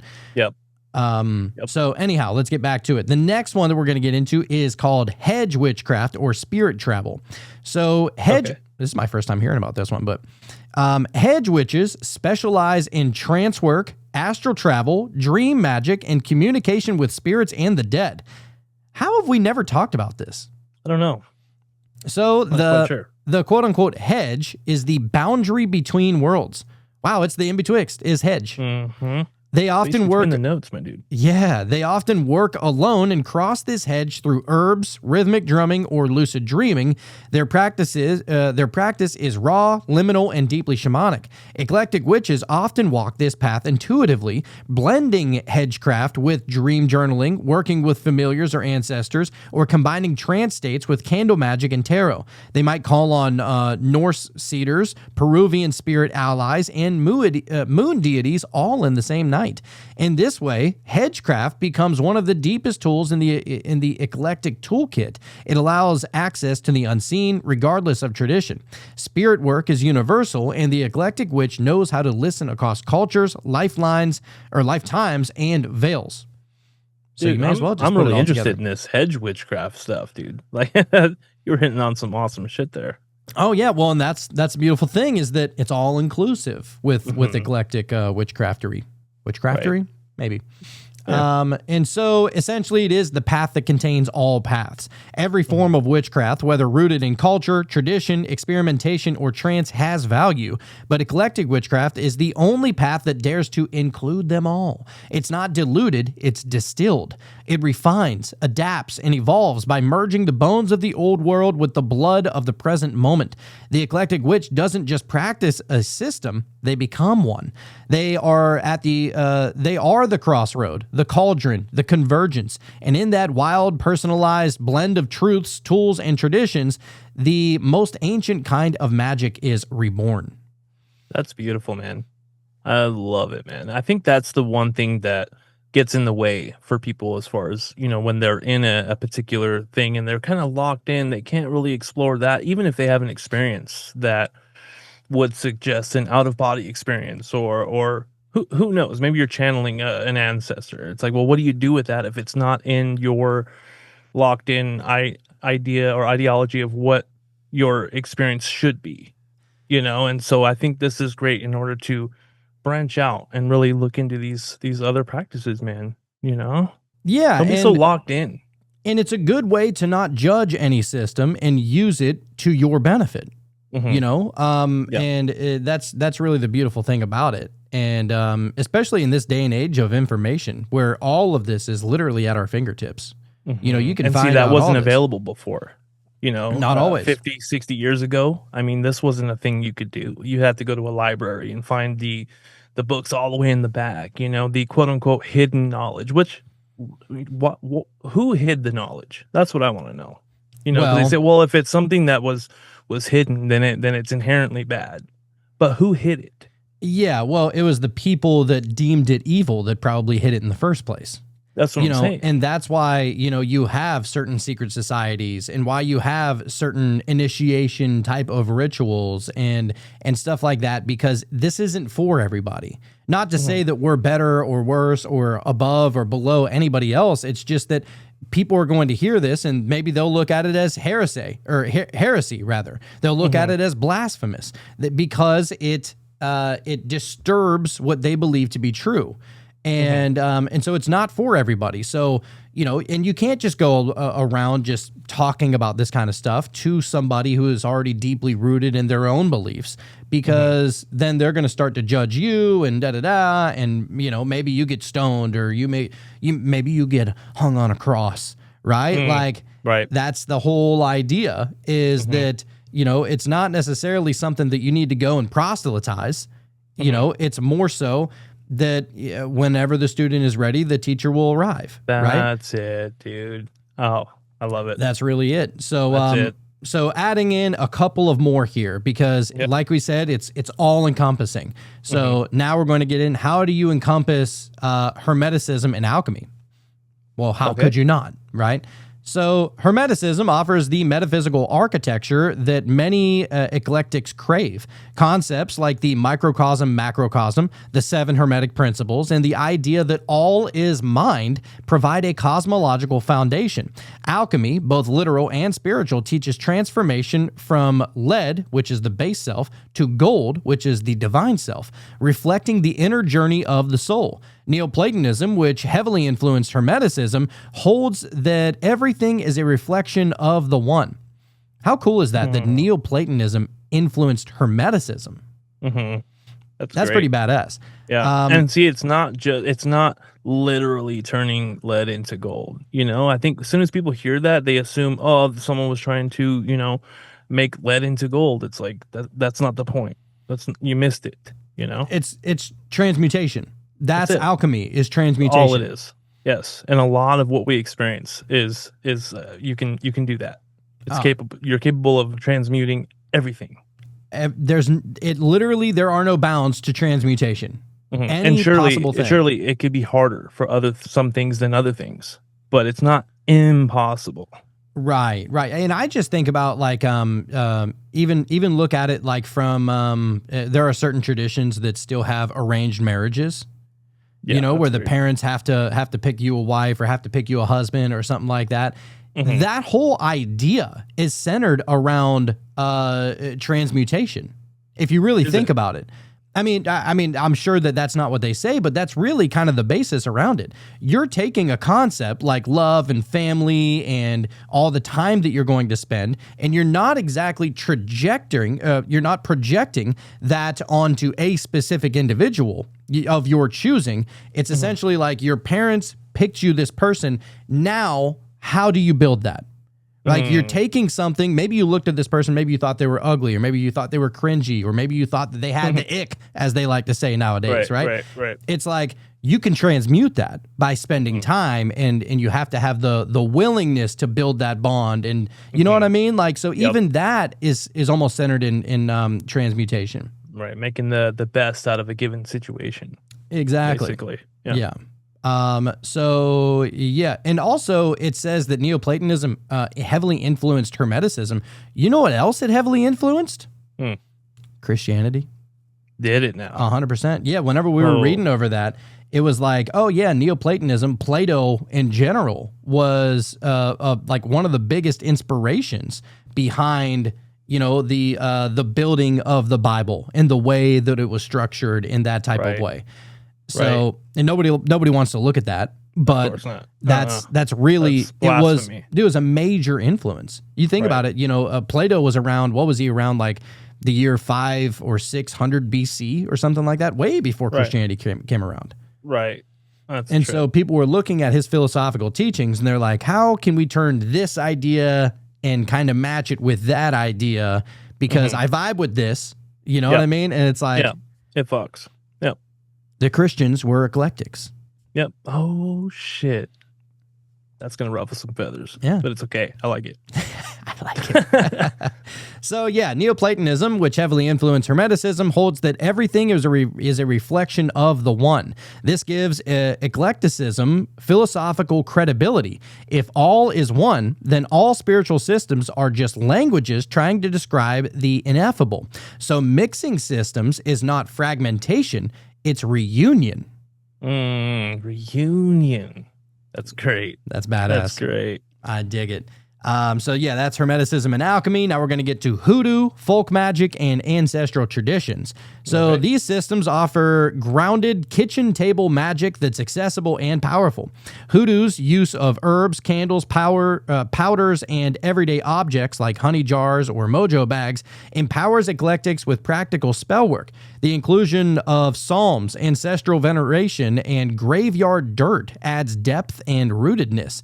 Folk magic often runs in family lines and reflects a culture's intimate relationship with land, weather, animals, and spirits. Many eclectic witches trace their own ancestry to find folk traditions that they can revive or reclaim. These systems often fill in the practical gaps left by more abstract paths. So those people that are doing like Ancestry or 23andMe, and they're like, oh shit, I got a little Irish in me. Let me check out the Druid stuff. Or something, it's like it's you wanting to connect to your roots so that you can kind of build on the religion or the tradition that you're already working with. Essentially, which kind of makes sense, eclectic. because and that kind of actually makes sense because your mom, my mom, we're both doing kind of the same things and didn't have that structured dogma or anything like that to go off of, so they were kind of free in that sense. Oh yeah, I mean they were, definitely with the rogue stuff. I mean, dude, our parents were literally playing with the Ouija board when they were young. Like, if that's not the perfect precursor to this show, you know what I mean? Here we are. Here we are. How did that happen? they opened up the original portal to allow this to happen. Yeah, I think so, dude. So one final thing that we're going to include in this, obviously, is going to be dark and light magic with a K. Eclectics are unafraid to work both sides of the polarity. They might do love spells and hex removals in the same week. Light magic includes healing, abundance, protection, and self-love. Dark magic, often misunderstood, can be about shadow work, banishment, reversal, justice, or even death work. Instead of dividing magic into moralistic boxes, eclectics look at intention, consequence, and context. The darkness is not evil. It's mystery, power, and the fertile void from which all creation emerges. Embracing both ensures balance and wholeness in the craft. Dude, and we were just going over this as far as like the dark side and the light side, right? And the because I think it was the Damon episode, right? And so the dark side, the quote unquote darker entity that you could get a hold of, right, is just a projection of your shadow self. And so it's like the other side of the pendulum swing, if you will. The same amount of energy that you've put into the good side is also in the bad side. And so that's why it works. Oh yeah. You know? Well, that's why it's the same amount of power. It's so important to work with your shadow, dude, because you can work with your surface level ego or your higher self all day. But if you're not digging into the confines of your own soul within the literal closet full of skeletons that you almost forgot were even there, but subconsciously you never forget, like you're never going to be able to manifest in the way that you want to. You have to include it all. And so I get the idea of having to include the dark side with the light side. You got to shed light on all of it. And the idea is that you're not necessarily doing things to be dark. You're bringing the darkness into light and transmuting that at that sense. Right. Oh, absolutely, dude. So nextly, we're going to get into pantheism and Neoplatonism. I was like, we have to bring these together in with our this. Favorites. Yeah, man. The philosophy beneath the practice. So pantheism teaches that divinity is not separate from the world. It is the world. The trees, the rivers, the fire, stars, your breath, it's all God. This makes every spell a conversation with the cosmos. It turns ritual into intimacy with the divine. Eclectic witches often feel the presence of deity not as a bearded man in the sky, but as the wind, the moon, a crow on the fence. Neoplatonism deepens this by teaching that everything in the material realm emanates from the one, which is pure consciousness. As we rise through the levels of being, through beauty, truth, and love, we return to our source. Magic becomes the soul's vehicle for ascent, and symbols are the language of the divine. Together, these philosophies allow the eclectic witch to see magic as both sacred play and cosmic remembrance. I dig it. All right, so nextly, we're going to get into sample rituals for the eclectic witch. We're going to bring up a couple of things, what maybe, you want to pull together here. And you can get weird, mix and match a little bit. Yeah. So firstly, and these are all things that we've really talked about, but you got to get into candle magic. So another one of our favorites. And we know it works, you know. So candle magic is direct and powerful. Each color holds symbolic weight: blue for healing, orange for ambition, white for purity. You can dress the candle in oils, whether it be, for example, like if you want to throw some cinnamon on the candle for attraction, and roll it in herbs. Focus your intention as you light it and let the flame carry your desire into the astral. Advanced witches might carve planetary symbols, sigils, or bind runes into the wax. You can layer intentions using multiple candles or surround the main one with crystals. Fire is the element of will. So this ritual is perfect for manifesting action, passion, and change. Candle magic is always on one. When you were saying that, as far as putting the cinnamon on the candle and like hearing it now is so much different from when we first started going over this stuff. Oh, it's like, 100%. Well, yeah, obviously. Duh. You know? Yeah. Everybody knows why you'd use cinnamon, Right, of course. I mean, even still, what I've done here for the past year, honestly, except for whenever I'm on keto, every morning I go and make my cup of coffee, right? But I use I have a Keurig coffee pot, right? Or coffee maker. And but I don't use the pods because I think that's an absolute waste of money. You can just get the reusable pods that you put the coffee grounds in. That, and I just heard something about those actually just recently, as far as like how bad they are for you, because you're straining hot water through a plastic cup, and it's like Right. gets into the whole microplastics. Exactly. Yeah. Anyways, I use a metal one actually, so Right. that's perfect. But yeah, so I open up the top before I close it, with all the coffee grounds, and I just put a little drip or two of honey on top. And they say that like if you do that, that's setting the intention to sweeten your day. Yep. That's So great. it's just a fun little thing that you can do. And these are just simple rituals that you can do that like maybe you do it. It's kind of like a set and forget kind of thing because the subconscious doesn't forget. And so your subconscious is now programmed for the rest of the day with that honey in mind that it's going to be a sweet day. Man, I need to start doing some of these things, like things for like the new year and like trying to bring in the good, good fortune and just like different things that you can do. I want to start getting into that. Hell Just yeah. the little ones. They're so easy, Well, I think, you know what? We're going to that's a great idea. Remember to bring that up. So whenever we're scheduling, we're going to try and see if we can get Lord Byron on for Wonder Wiz Day. But whenever we do that, maybe we can, see like what are simple rituals that you can do?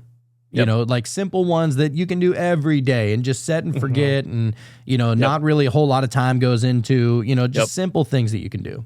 Right. I think that would be a cool way of bringing him on. And he That'd be knows, great. I'm sure he knows all those. I'm sure he's got a few that he does himself every day, Oh, without a doubt. And dude, he's probably forgotten more magic than most people will learn. Absolutely. Oh, yeah, definitely. He's on that level. Oh, yeah, dude. So nextly, another thing that you can do is as far as, simple rituals or practices that you can do is moon magic. So when working with moon magic, each moon phase offers a unique energetic frequency. So if you're working with a new moon, for example, or no moon, it's perfect for setting intentions, beginning projects, and planting metaphorical seeds. So that's where you plant, right, is the new moon. The waxing moon, meaning it's getting bigger, you are building energy and you can use it for prosperity, health, and motivation spells. So if you got a waxing moon outside, it's going to be getting a little bit bigger. You can use that as your momentum because every day it's starting to fill in a little bit more until it gets full, right? Yep. Then, of course, you have the waning moon. For a waning moon, that would, it's getting smaller now. So you use that to release, to banish, to cleanse. And it's ideal for breaking habits, cutting cords, or ending cycles. Right. Makes sense. And because every day it's going to be working at, getting smaller and smaller and smaller and taking all of those, things that, those habits that you're trying to break, and it's making them more and more minuscule. And also at the same time, be grateful for the things that you do have, since the energy is going away, you don't want to lose something that you do enjoy, or you are very grateful for.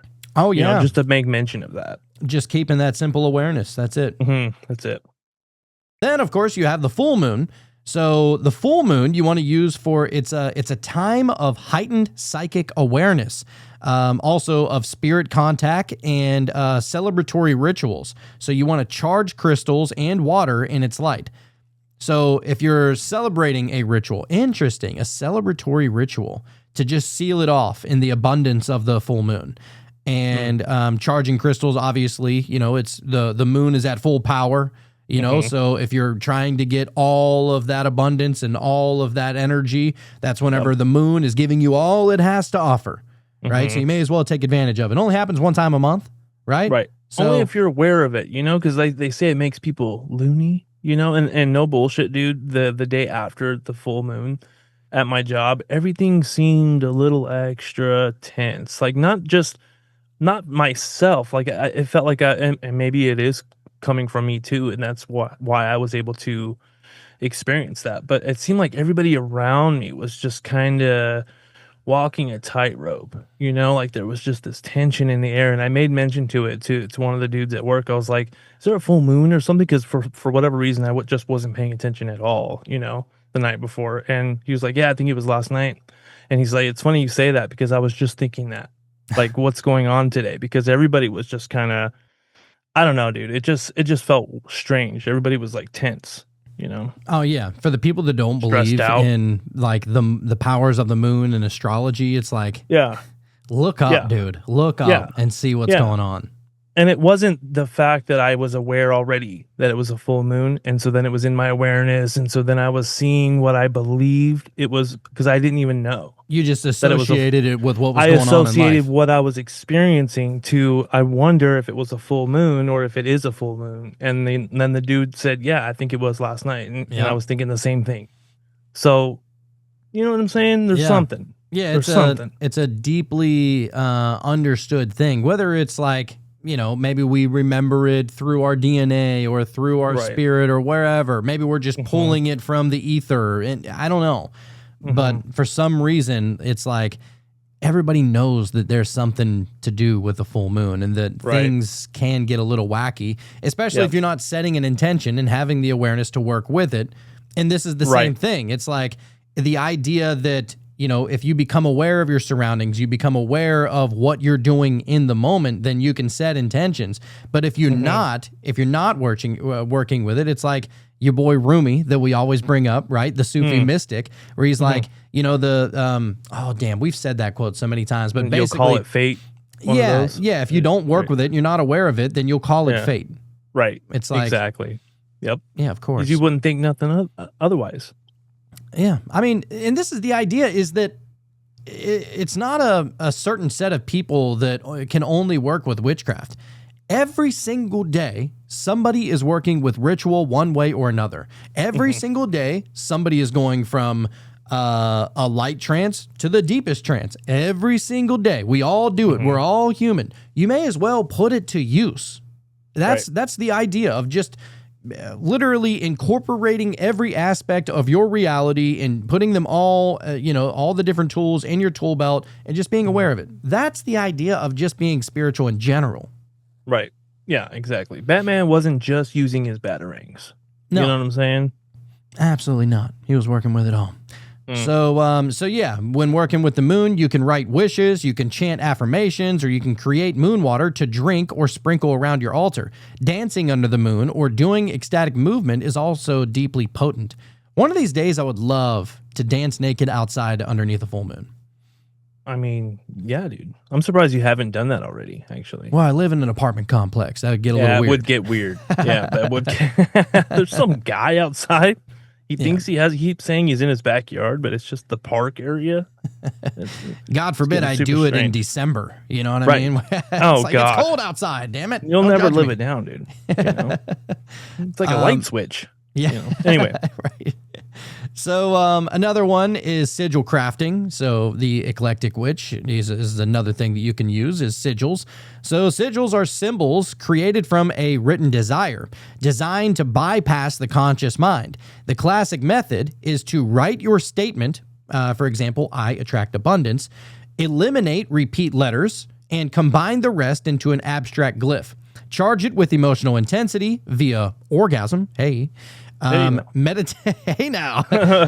So orgasm, meditation, music, or ritual, and then destroy it to release the spell. So you would destroy it by burning it, burying it, or just forgetting about it. And that's if you need to destroy it. But so in advanced techniques include planetary sigils, bind runes, and digital sigils drawn on your phone. These work on the principle that the subconscious responds to symbol and emotion far more than language or logic. that's cool. That's the magic, dude. How often are you like thinking to your highest level, right? Like how often are you super highly aware? It's like maybe a very couple of moments throughout the day, right? Mm-hmm. And so why not just, let Jesus take the wheel, i.e. the subconscious, you know what I mean? And this is why rituals work, is because the subconscious is usually the one that's at the wheel. You're just contacting your higher self, and your higher self's like, okay, got it. And then sends it to whatever it's attached to, Of Like, course. I mean, how many times received. have you literally gotten behind the wheel of a car and forgot that you were driving? Yeah. Or get home and be like, wait a minute. Wait, I don't remember a lot of that. That's scary. Yeah. You know what I mean? Did I get into a portal? Like, how did this Right. happen? What happened? Did I go to work? Who am I? What's my name again? Yeah. And the final one, or the final one listed, there's no boundaries to this, but the final one listed for eclectic, powers that you can use is the elemental invocation. So calling the quarters brings balance to ritual. Air for intellect and vision, fire for transformation, water for emotion and dreams, earth for grounding and manifestation, and spirit unites them all. You can invoke each by lighting a candle, using essential oils, calling aloud, or simply feeling the element's presence. Personalizing these calls, for example, I welcome the dancing flames of fire into this circle, makes your circle more alive. Once you cast it, the circle becomes a liminal space between worlds where magic is the most potent. That's fucking awesome. Cool, dude. Hence why we light candles, right? You're adding life to the situation. I mean, the flame literally breathes, and flickers and dances about. Yes, exactly. And why you would even be casting the circle or casting the pentagram or anything like that. Creating the space. You're creating that liminal space. It's like, this is another place. And it doesn't matter. Don't look at it for its physical. It's not literally, a different place. Fuck your literal shit. Your literal mind is not always in control. This is a play to the subconscious mind. And this is why, it's important to try and convince your conscious mind as much as humanly possible. So this is where you're using certain affirmations, or you're using certain tools. Maybe you light an incense to kind of change up the mood, smell, and lighting candles is going to change up the vision. And all these different things are just tools to allow your subconscious to come to the forefront. That's it. Yeah, dude, I love it. Your subconscious dances in the land of imagination. It uses symbols, not specifically letters or real messages. Just give me a symbol, like a picturesque type of thing, and okay, that's good enough. That's it. Perfect. Yeah. The subconscious is the tool. It's a set and forget. That's it. That's the beautiful thing about the subconscious is, you look at a symbol and bang, you just got literally a picture is worth 1,000 words. Yeah. So nextly, we're going to get into why eclectic witchcraft is the most powerful path. And it also says in quotes, and most dangerous. Ooh. Oh, see, there's those boundaries that you might have to set up for yourself. Exactly. So the power lies in its freedom, but so does the challenge. With no single tradition to fall back on, the eclectic must become a scholar, a mystic, and a practitioner. They must know enough to experiment wisely and be self-aware enough to understand the ethics of their craft. But this also means deep growth. Eclectic witchcraft threatens institutions because it decentralizes power. It teaches that you are the temple, the priest, the spellcaster, and the god form. And when more people embody this, the need for religious gatekeepers or rigid hierarchies dissolves. In this way, eclectic witchcraft is both a mystical revolution and a radical return to spiritual sovereignty. So yeah, it's important to, do your own research and really get a good understanding of whatever it is you're working with, because just because your conscious mind can look at something, the subconscious remembers all, right? Because it's the subconscious that is connected to the world soul, that's connected to the nous, that ultimately is that main connection back to the one, if you're looking at it neoplatonically. And so do a little bit of research. And that's why even Lord Byron and El the Alchemist, they're like, yeah, I find as much information on the deities that I'm working with as much as humanly possible. I want to know what their favorite color was. I want to know, were they standing up or sitting down whenever they went to go take a leak? You want to get as deeply personal with whatever energies, whatever deities, whatever gods, whatever angels, demons, whatever you're working with. You want to become literally scholarly when you're working with them, because it's only going to make your craft that much more powerful. And also conversely, if you're not very well attuned to the information that is attached to them, well, maybe, you could be pulling forth some dark shit that you were unaware of. Right. And the more you know, then the less you have to doubt what you're doing. Right. But the which beautiful is really thing, what takes away from magic and even the orbs. You've talked about the orbs, your sense of maybe I'm not sure if I completely believe in it, doesn't allow you to call them out. I've heard you talking about that, and it's If you know more about what it is that you're doing, then you don't have to even have that doubt. You don't even have to entertain the doubt. Oh, dude, your whatever is going on internally will mirror to your outer world 100%. Every single time. How many times, like, how is it that you can wake up and stub your toe on something and literally the Matrix knows that and it's going to keep on repeating it until you become aware, because now it's just Groundhog Day every fucking minute. I stub my toe here. I bump my knee there. I get rear-ended. My kid is late or whatever, right? Like there's always something. And so, this is why I say that we're essentially co-creating, because you could conversely bump your toe in the morning and be like, not today. I could see how this could domino out of my control, but I'm not allowing that today. And that's where it starts, is just the level of awareness. Yep, exactly. It's funny. We just got one of those Ring camera things. And just the other day I was walking outside barefoot, taking out the trash, and I stepped like on my heel right on a rock. Right. And I was like, son of a bitch. And then I was just thinking, wow, that's going to be on the Ring camera. So like, I just had like a little chuckle, because I know that my wife's going to go back and look at that one day out of nowhere and just laugh at me, you know? And so just transmuted it right there. I was like, okay, that's going to be a good moment eventually. That's that. Yeah. Right. And now you're not going to have the domino effect of negative shit happening to you all day. Because then you're looking for the negative shit. It's almost programmed into you that this is what I'm going to see today. So now you're looking for it, and then you're going to find it. And it's funny how everybody knows that if you wake up on the wrong side of the bed, that it has implications on the rest of your day, right? But people aren't like, oh, well, if I become aware, then it's going to change it. It's right. No, that's never the answer. That's never. No, it's like, it's just set in stone. Like today is just one of those days. Yeah, like Limp Bizkit said, right? Yep. Just one of those days when you don't want to wake up. He knew what was up, dude. He knew. So the chocolate starfish. But anyhow, we can get over to crafting your eclectic grimoire. This is where it's going to get wild. So you want to craft your eclectic grimoire, the Book of Living Magic. So a grimoire in eclectic witchcraft is not a rigid manual passed down through tradition. It can be, doesn't have to be. It's your personal spell codex, a ritual diary, and arcane scrapbook built from what you have tried, what you have felt, and what you know works.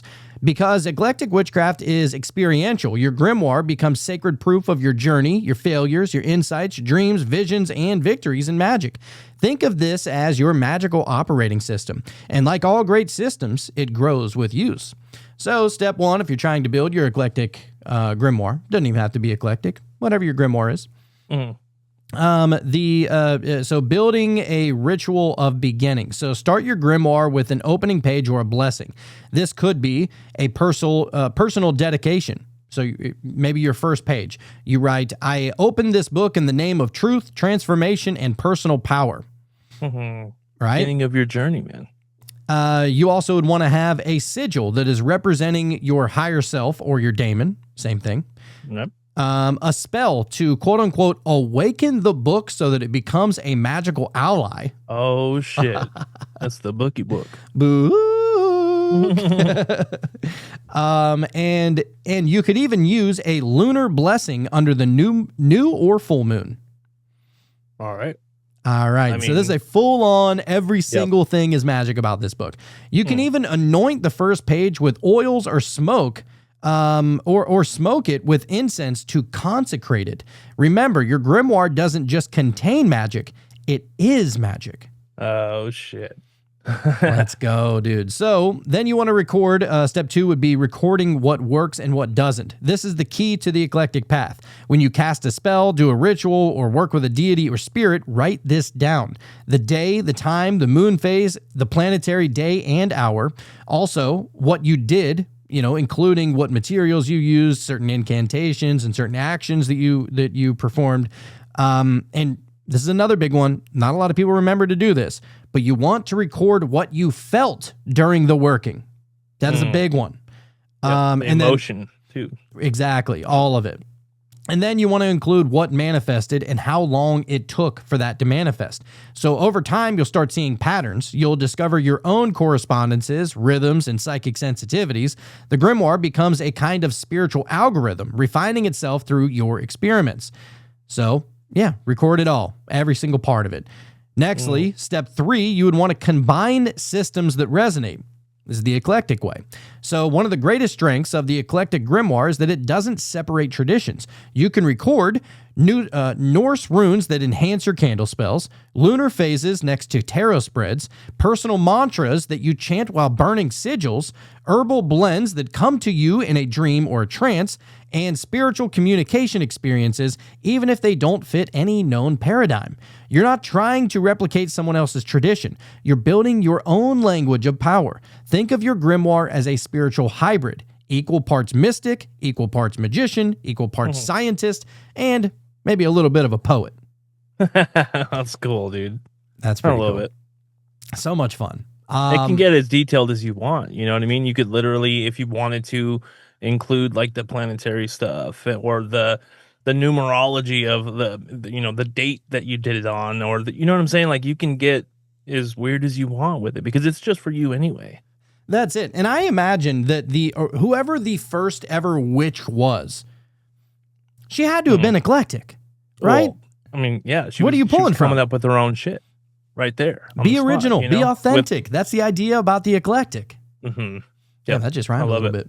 Yeah, man. Speaking of poetry. Tapped in, man. Step 4, you want to create sections or what they call chaos. So some witches organize their grimoire into categories. You want to organize it into, this is the portion of the spells, categorized by love, protection, abundance, etc. You want to have another section for divination logs, so certain tarot pulls, rune spreads, and dreams. Another section for spirit work, so entities contacted. You want to record dreams and synchronicities. Dude, I've been meaning to do that because the amount of freaking synchronicities that happen in my life, literally on a daily basis, is unreal. And you kind of forget, kind of like a dream. You know, you forget some of the really wild ones. They're where escaping. It just kind of, it would just go like for, I don't know, 20 minutes, something would line up with this and then that. And it was just like almost seemingly impossible that any of this is happening to you. Yeah. But you don't know what that is now. You know what I mean? You're like, I know. So if you can just write those down, especially on days where you're like, you know, I don't know, maybe you're just kind of going through it. You look at your synchronicities, you're like, oh shit, you remember how magical this place is. And you're like, okay. All right. And I think that's like the main reason why you would want to jot down synchronicities. Yeah. And people are always wondering, well, why am I seeing this synchronicity? Why am I seeing 11:11 whenever I just said that? Wow, it's literally 11:01 as soon as I said that. That's really crazy. Yeah. But you know, you want to write down your synchronicities and not so much. I mean, yeah, you want to be able to feel it in the moment and you know, be present within that and try and see what it's, you know, how is it relating to what was just said or what you just heard on the radio or whatever, what you just saw, and see like if there's some sort of synchronicity there, right? Because it is a mathematical damn near improbability. And you could say impossibility at that point. And so if you were to jot them down and then say, go look at them 3 months, 6 months, a year from now, and look back at it, well, that part of you that is always questioning if this is real or is this silly, right? Like we always have those days where it's like, dude, am I just a little eccentric? Is that really what's going on right here? You know, or am I actually connected to something? And so that book that you're writing down all of your synchronicities, that's the reminder that like, not only are you kind of magical, but it's also points to your awareness in that moment. Right. And in the eclectic sense, you know, because people will say, you know, as you just said, as far as like, well, what does it mean? You know, when I see 1, 2, 3, 4, you know, or 1234, it's like, well, what does it mean to you? I think that's the most important thing, man. You know, because it can mean something so different for me, and it seems to really correlate with how I'm feeling or what have you. I mean, not even necessarily 1, 2, 3, 4, but like it could be anything, you know. And the grimoire, the synchronicities, it's all for you specifically. Oh, yeah, it's very personal to you. And you almost feel like you're the only one in the world that even caught that. And most of the time, you are the only one that caught that. So, of course, it was for you then. because you're the only one that experienced it, so it was yours. You know? Exactly. Yes. So, yeah, you would have a section for that. You would also have a section for your rituals and Sabbaths. Some people say Sabbats, some people say Sabbaths, whatever your taste is. But, and so that section would encompass your seasonal workings and your moon rites. Another section for your correspondences. So colors, herbs, stones, and numbers. Very important. And nextly, you would want to use, you would have a separate section for your magical experiences. So your visions, your astral travels, and your downloads. That's going to be, that's an important part. Yeah, if you could even make it to the book before you just lose that download or that knowing, you know, it just seems so abstract, you know, like as soon as you wake up, you're like, Yeah. You're trying to explain it, like I was trying to explain to you earlier before we started recording, and it's just like I can almost feel it, but I can't explain it. You know, just that knowing. Well, because that was for you. Right. You know? Yeah. Yeah. So yeah, it says others take a chaos magic approach and record in freeform, trusting that intuition will guide them to what they need later. You could use tabs, binders, or even digital grimoires with hyperlinks and cloud backups. Yeah, that's a good idea. The method doesn't matter. The resonance does. So where you want to go to next is step 5, which is add personal magical technologies. So this is where it gets powerful. So your own sigils, especially ones that worked, you want to have them in there. Your own channeled invocations for your spirits, your daemons, or your ancestors. Your dream spells, so the rituals that came to you while dreaming. Damn, a ritual that came to you while dreaming. That's a pretty badass thing. That's when you're getting into the expert level. You know what I mean? Yeah, that's when Lord that Byron starts shit. happening. Yeah. And When you're in your dream just manipulating the sun, you know what I mean? And you're fucking lighting candles and shit. Oh, what was it? The chick, I can't remember what her name is, but she uses the dowsing rods. Yeah. She was saying that she had a dream, and she just recently said this. I love her. I think she's awesome. We've been trying to get her on the show, but she had a dream where those little roly-poly bugs. She goes, in that dream, those roly-polies were like spiritual, like, I don't want to say deities or spirits or whatever, but like they're almost like aliens. That's the way that she described it. And I guess in her dream, I don't know if they were talking to her or what, but essentially she took the dowsing rods after she woke up, and she asked the question, like, is this true? Are the roly-polies like some kind of alien to whatever they're here for? And of course they pointed toward the center, which confirmed it, you know, which is pretty cool. And so it doesn't always have to be like, pour the salt over your left shoulder and maybe a pinch of rosemary over your right. You know, it doesn't have to be anything crazy like that. Sometimes it's just symbolic like that. Right. Exactly. Or it can be. Or it can be. Yeah. So yeah, and then you want to record the symbols that carry power for you personally, even if they're from pop culture, like a sacred image from a film or a comic. That's pretty cool. Okay. Yeah. I mean, it's already a symbol. The work's already been done. The emotional attachment, the information attached to it's already been done. It's already in your subconscious mind. So yeah, I can see that. Oh, dude, if you're working with the waning moon, for example, and this is where the eclectic stuff, it's so much more fun because it's as creative as you are. Right. And so whenever it's saying that you can use a sacred image from a film or a comic, and let's say you were to work with the waning moon, for example, meaning you're trying to get rid of something. Maybe you print out a picture of fucking Scarface, of that symbolic image. Say hello to my little friend. And that's like literally that energy could be wiping away or doing away with whatever you're trying to banish. Right. That's great. That's great. That's a great example. Tony Montana. Yeah, so you can get weird with it. And it's all up to what you can believe and what you can get your mind to agree with. Accept. Right. Accept. Yes, that's a perfect word. Also, there are eclectic rituals, blending hoodoo with Hermeticism or Norse with New Age. You're the conductor of your own symphony. So these are all the magical technologies that you would want to document within your eclectic grimoire. You would want to include quotes, art, pressed herbs, wax drops, photos, or anything that carries energy for you. If it sparks emotion, it holds power. Dude. I would need a picture of Dolores Cannon in mine. For sure, dude.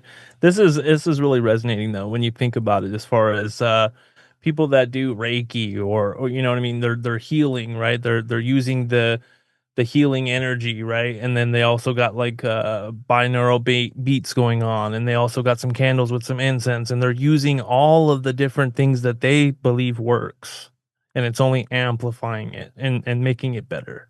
Right. And somebody would say, well, that's not what the old gods would have you do. And it's like, well, they can fuck right off then. How about that? You know, like, I'm doing my own thing then. Right. Tell them to stay out of my personal affairs. You know? Yeah, kick rocks. So Nextly, somebody made fun of me for saying Nextly. Is that not a word? I think it is. I thought it was. Nextly. Whenever people make fun of me for saying things, it only makes me want to say it even more. So Nextly, we're going to get to step 6, which is revisit, reflect, and rewrite. So a true grimoire is not static. It's a grimoire because it evolves. You should revisit old entries, annotate spells with hindsight, cross out what failed, expand what succeeded, refine your methods like an alchemist refining gold. The real magic lies in reflection. You're not just casting spells, you're watching yourself become. So some witches even rewrite their grimoire every few years as a ritual of rebirth, creating a new quote-unquote volume that reflects their growth. This honors the sacred chaos of transformation that lies at the heart of eclecticism.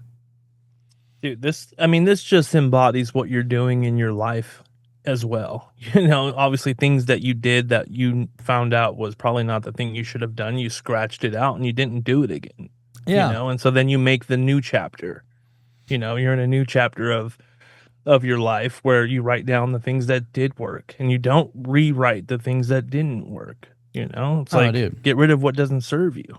And, you know, this reminds me, Jacob, a few years ago, you know, we were in Christie's studio, and I think this is just when we were starting Meta Mysteries, just when we were starting to really start all of this and start to become aware of how it all works.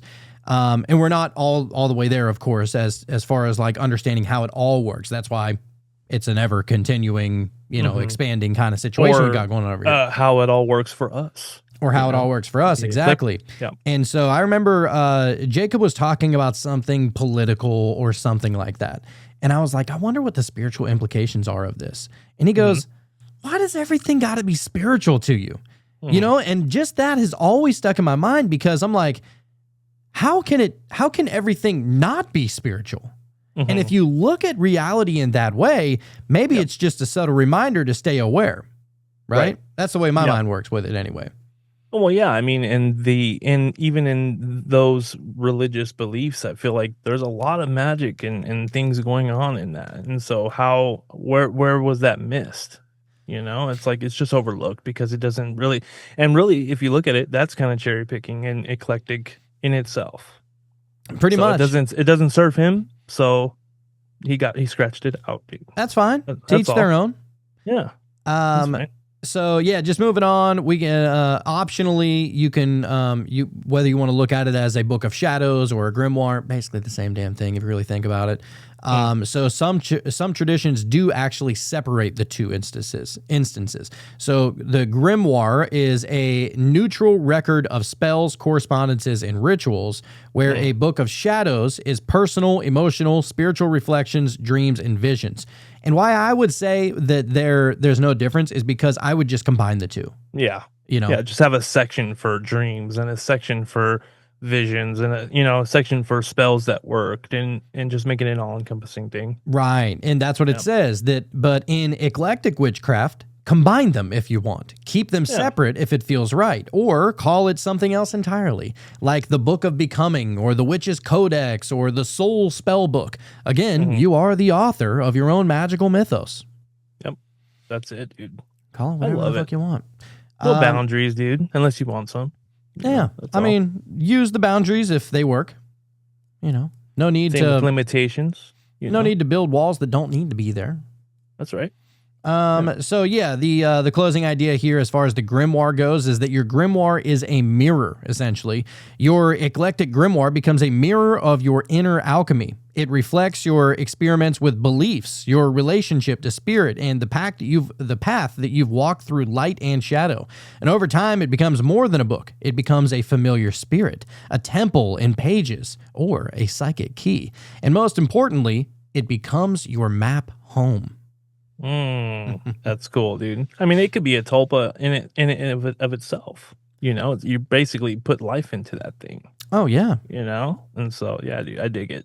That's so cool. Yeah, it is awesome, dude. And that's why I wanted to, you know, just include that, because I think that it's important to document what works and, you know, throw out what doesn't. And that way you don't have to keep on relearning the same old shit over and over again.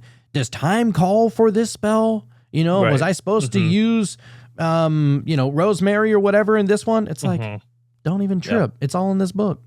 That's it, dude. And once you get it, like, you know, a couple drafts in, dude, you're like, oh, I know exactly what you need. You know what I mean? Just flip it to the page. You're like, this worked for me. You know what I mean? Yeah, exactly. Dude. And then we'll finally have our dream journal out of the deal. So that'll be good. Oh yeah. You can document it all in there, you know? Yeah, dude. Another thing is using tarot and oracle cards in spell work and manifestation. So if you're trying to, you know, with the eclectic witchcraft, obviously we're going to be using tarot and oracle cards, which, by the way, just picked up a new oracle deck the other day, and I love it. So we're going to implement it, especially for this episode. Yeah, dude. I actually pulled a card already, too, so maybe we'll do both of them. Hell yeah. Let's do it. All right. So, tarot and oracle cards are divinatory technologies that plug directly into the subconscious, the archetypal realms, and the spirit world. In eclectic witchcraft, these tools are not confined to fortune telling. They become part of the ritual matrix. Whether you're invoking lunar energies, doing planetary magic, or working with deities and spirits, tarot and oracle decks can serve as beacons of guidance, energetic triggers, or even direct spell components. So let's break down how to use them as mystical companions in your craft, right? So there's more than one way to skin a cat here whenever it comes to using tarot and oracle cards. It doesn't always have to be just like laying out a traditional spread of past, present, future, or whatever. You can also use them in your craft, right? Absolutely. So divination before spell casting. So they call it also energetic forecasting. So before casting any spell, you can pull cards to understand the energetic climate. That's actually a really good idea. Yeah. So before you're getting ready to do a certain ritual, pull out a card. All right, what am I dealing with here? Is it going to be awesome? If it's going to be bad, I'm just going to postpone it. Yeah. So you would ask this: is the timing right? What unseen influences are affecting this situation, and what does my higher self want me to know about this spell? These are things that you can ask the tarot before the ritual. Yep. Damn, that is so creative. So this is like checking the weather before sailing. It lets you navigate the unseen currents. You might discover blockages, hidden allies, or a better day to act. For example, pulling the tower might warn you of volatile outcomes, while the magician confirms high personal power. So you can also do a 3-card spread for what to release, what to focus your energy on, and what to expect.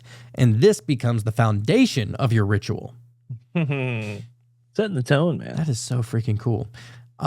So then you would want to use tarot as spell components, such as like symbolic anchoring. So instead of or alongside candles and herbs, you can use specific cards in your spell to represent archetypes, desires, or outcomes. So here's how you would do it. You would place the Empress on your altar for abundance, fertility, or beauty spells. Same way that Lord Byron's using the sun, right? Yep. You would use the Lover's card to magnetize romance or harmonize an existing relationship. Yeah. And it seems like, duh, why wouldn't you? Yep. You know? You can lay down the Star card for hope, healing, and cosmic connection. Or you can surround your candle with cards that represent your goal, like a vision board made of spirit symbols. You can also use court cards to represent people, archetypes, or spirit guides that you wish to call in or work with. Oh, shit, that's cool. Wow, so if you want to call in old Archangel, just like, you know, throw up the Magician or the World card or, you know, whatever, and that's what, you know, Archangel Michael would represent through that card. Right. That's great. Pretty cool. So this technique is especially potent in eclectic witchcraft because you're calling on the vibrational signature of the archetype, regardless of the tradition it originated in. So that's one way of using the tarot as spell components. Another way would be using the tarot plus moon phases. So lunar synergy. So each moon phase aligns with specific kinds of readings and spell enhancements. Use tarot to amplify or tune into those frequencies. So for a new moon, you would pull cards to set intentions, and you would ask, what seed should I plant this cycle? Combine this with candle or sigil magic. For a waxing moon, you would pull a card to guide growth. What, waxing meaning getting bigger, so you would ask, what will help this intention expand? And then you can also add herbs or oils aligned with the card drawn. For the full moon, you would want to do a deep reflection spread. What has come to light? Use oracle cards to channel divine messages, and you can place the card on your altar during moon baths or charging rituals. And for the waning moon, you would use shadow cards like the Devil, the Ten of Swords, or Death to guide release rituals. Burn or bury the card's representations to banish the energy. And you can even create a lunar altar that changes with each phase using cards as energetic symbols. That's great. I mean, these cards, man, the symbols are already built in, man, and they're already established, like we just talked about before. You know, so like the work is done already. Yeah, exactly. So, you know, it's like the intention is built in at that point. And the meaning of the card, you know, whenever I think of I believe it's the 10 of Cups, you know, and it's like the rainbow and it's like a family and they look like they're just happy. Like, I love that card because to me, that's just like, that's what I want. You know, that's like all I want, really. Yeah. So, well, and at that point, it's like now it's being inclusive with the rest of your family too. So maybe that magic will not only spread to you, but to the rest of your family by using that card. Yes. So nextly, we're just going to burn through these because these are just different ways that you can use them. Okay. So you would use oracle decks for channeling and spirit work. So while tarot operates with structure and archetype, oracle decks are more freeform. They're ideal for receiving direct messages from deities, daemons, ancestors, or guides, pulling affirmations or mantras for spell work, or you can use, there's choosing a daily witch's focus if you want to pull an oracle card. So what should you focus on by pulling an oracle? For example, grounding or courage or creativity. And so before doing the spirit work, you can ask, what energy is coming through tonight, or which spirit wants to work with me? The oracle decks often act as a conversation starter between realms. That's fucking awesome. Oh, you got that oracle deck, dude. Hell yeah. So you can even dedicate a specific oracle deck to a deity or spirit using it as a ritual channel. Wow. See what I'm saying? You can get creative, man. However wild you want to get, there's no wrong way, as long as it, you know, it works for you. Yep. So then there is combining tarot with other spiritual systems, as we were talking about. So this is where eclecticism shines. Tarot works beautifully with astrology. So you can pull cards aligned with your natal chart transits or planetary workings. For example, pull cards on a Mars day for action or during a Venus hour for love. Makes it a little bit more intuitive and aligned at that point. Yeah. You can use runes. So you can use the tarot with runes. So you would pull a card and a rune together and combine the symbolic meanings into a hybrid spell. Oh, shit. God, I love this. And then there's elemental magic. So use tarot suits to work with the elements. So, for example, if you're working with water, you'd use cups. You're working with air, you'd use swords. If you're working with fire, you use wands. If you're working with the earth, you use pentacles. And then there's deity work. So you can associate cards with gods and goddesses. For example, the High Priestess with Hecate, or Hecate, however people say it. You can use the Emperor card with Odin. You can use the Moon card with Artemis and include those cards in your rituals. So this blending turns your deck into a spiritual bridge between paths, frequencies, and traditions. This is the eclectic way, is blending it all. That's cool. What card was it for the one that was for Odin?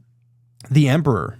The Emperor. So like, let's say you wanted to set an intention right before you go to bed, you know, you can use the Emperor card and put that intention out that in your dream, you're going to get some sort of download, you know what I mean? And you're really just putting that into the physical world, understanding it with your subconscious mind, going to sleep, and then catching downloads, dude. Yeah, I mean, and Odin went through the sacrifice of sacrificing his eye for the wisdom, you know, which essentially led him to find the creation, or, you know, finding the runes, essentially. Right. That's like whenever he plopped his eye out, that's the information he was given, was the runes. Right. And to be honest with you, dude, I believe that whether or not he actually lost his eye, I mean, it's mythology. It doesn't even matter. But it doesn't matter. I think that the idea of it is to go within, you know, close your eyes, go to sleep, have a dream. You know, it's like that. Yeah. At least that's how I understand it. Your subconscious, the version of you in the dreams, the version of you in meditation, the version of you on psychedelics, the version of you in hypnosis,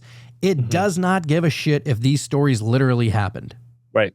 Yeah. And exactly. And I was thinking that too. Like, I wonder if you mess around with this, like, you know, if you're having like a little vision quest, you know, you're out in nature and then you do something like this, you know what I mean? Like, just imagine how that would feel.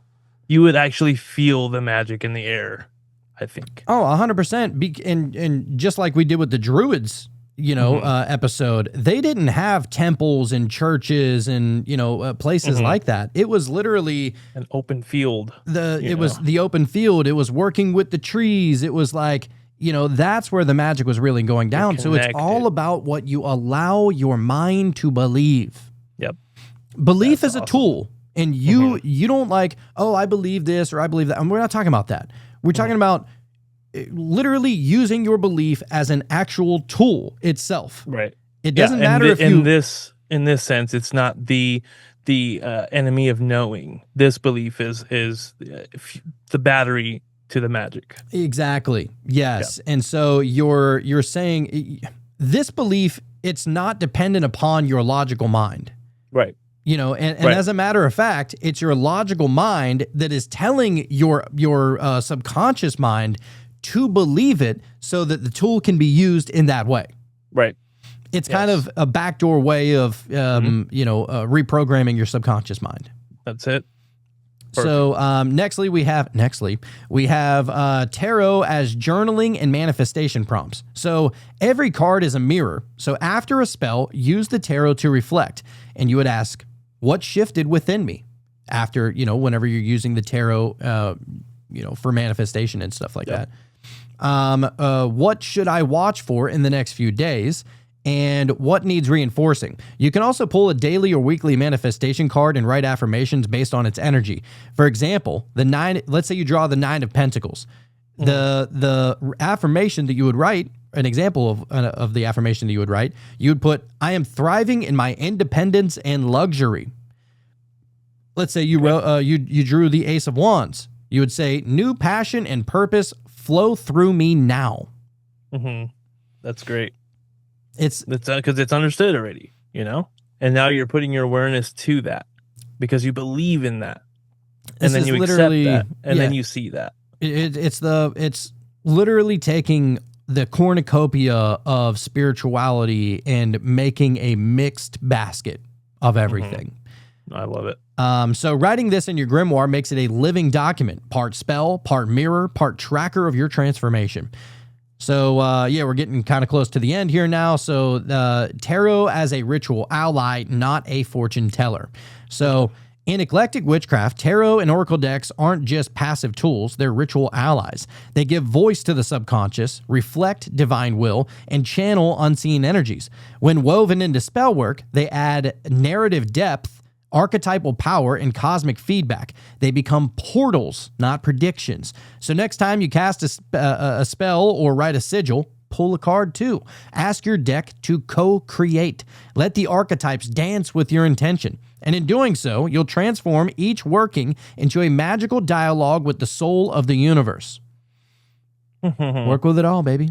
Dude, when it comes to the unseen energies, I think you can really look at it this way as far as, whenever we pull a tarot card, it's not necessarily that this card is telling me something that, well, I guess it kind of is, but it's not like something that's connected in a way that I'm trying to explain this, dude. Okay, so let's say you're going through something, but you don't quite know what it is, right? And so you pull a tarot card and then you analyze it and go, okay, let me look at that aspect of myself. And boom, there it is. It's been there. You just weren't, you just couldn't see it. And so you're just putting your awareness on one aspect of you that you just weren't fully aware of. And now you're looking at it. So it's the unseen energy. Yeah, You know what I mean? you're shining a light onto something that didn't necessarily have any kind of physical locality before. Right. And so, so now you can really look at it and go, oh, and then you pull another card and you're like, oh, that's weird how that resonates, because that was also inside of you somewhere as soon as you thought to look for it and put your awareness to it. Oh, and You know what I mean? we're gonna That's get the magic. that. And we're definitely going to get that tonight whenever we pull the tarot and the oracle card. Absolutely. I guarantee you they correlate. Oh, I'm thinking it's going to be pretty interesting. If not, then they're going to build off of each other, Of course. I think. So just in closing here, the Eclectic Witch is the original rogue of magic. To be an eclectic witch is to reclaim the ancient and the future in the same breath. You are not bound by lineage. You are fueled by intuition. You don't follow one doctrine. You test all truths and keep what sings to your soul. You are the rebel mystic, the wild alchemist, the stormwalker who isn't afraid to mix potions with poetry and call down the stars in languages both sacred and strange. This is not chaos. It's a deeper order. It's where the self is the altar, and every tool, tradition, and teaching becomes a mirror of your own unfolding divinity.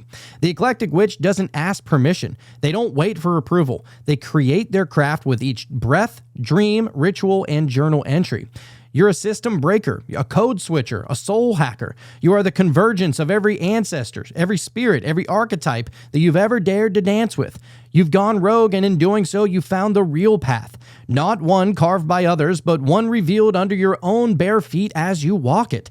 This is the magic that works. This is the spell that sticks. This is the witchcraft that becomes you. So cast your spells. Cast your sigils, write your grimoire, mix your tarot with your runes, your full moon incense with your chaos chants, and laugh like the gods who know the real secret, that the universe is your co-creator and your truth is your most powerful spell. You are the witch that cannot be tamed. You are the origin, the synthesis, the spark. You are eclectic, and that's what makes you free. That's great, dude. The Stormwalker. Fuck yeah. Oh, that's so good. I love learning this stuff. That was a very, at least for me anyway, I can really only speak for myself, but that was very empowering. You know what I mean? Like it really kind of takes the edge off. And gets you to go, oh, okay. Like it's not that bad, dude. You know what I mean? Like it's actually better than I ever could have thought. And what's great is that you don't have to be rigid with anything anymore. And everything that you're interested in can be combined now. You know, whether you're using tarot or oracle or meditation, or you're going on a psychedelic journey, or whatever it is you do, you can combine them all. They're not separate from each other. They don't have to be.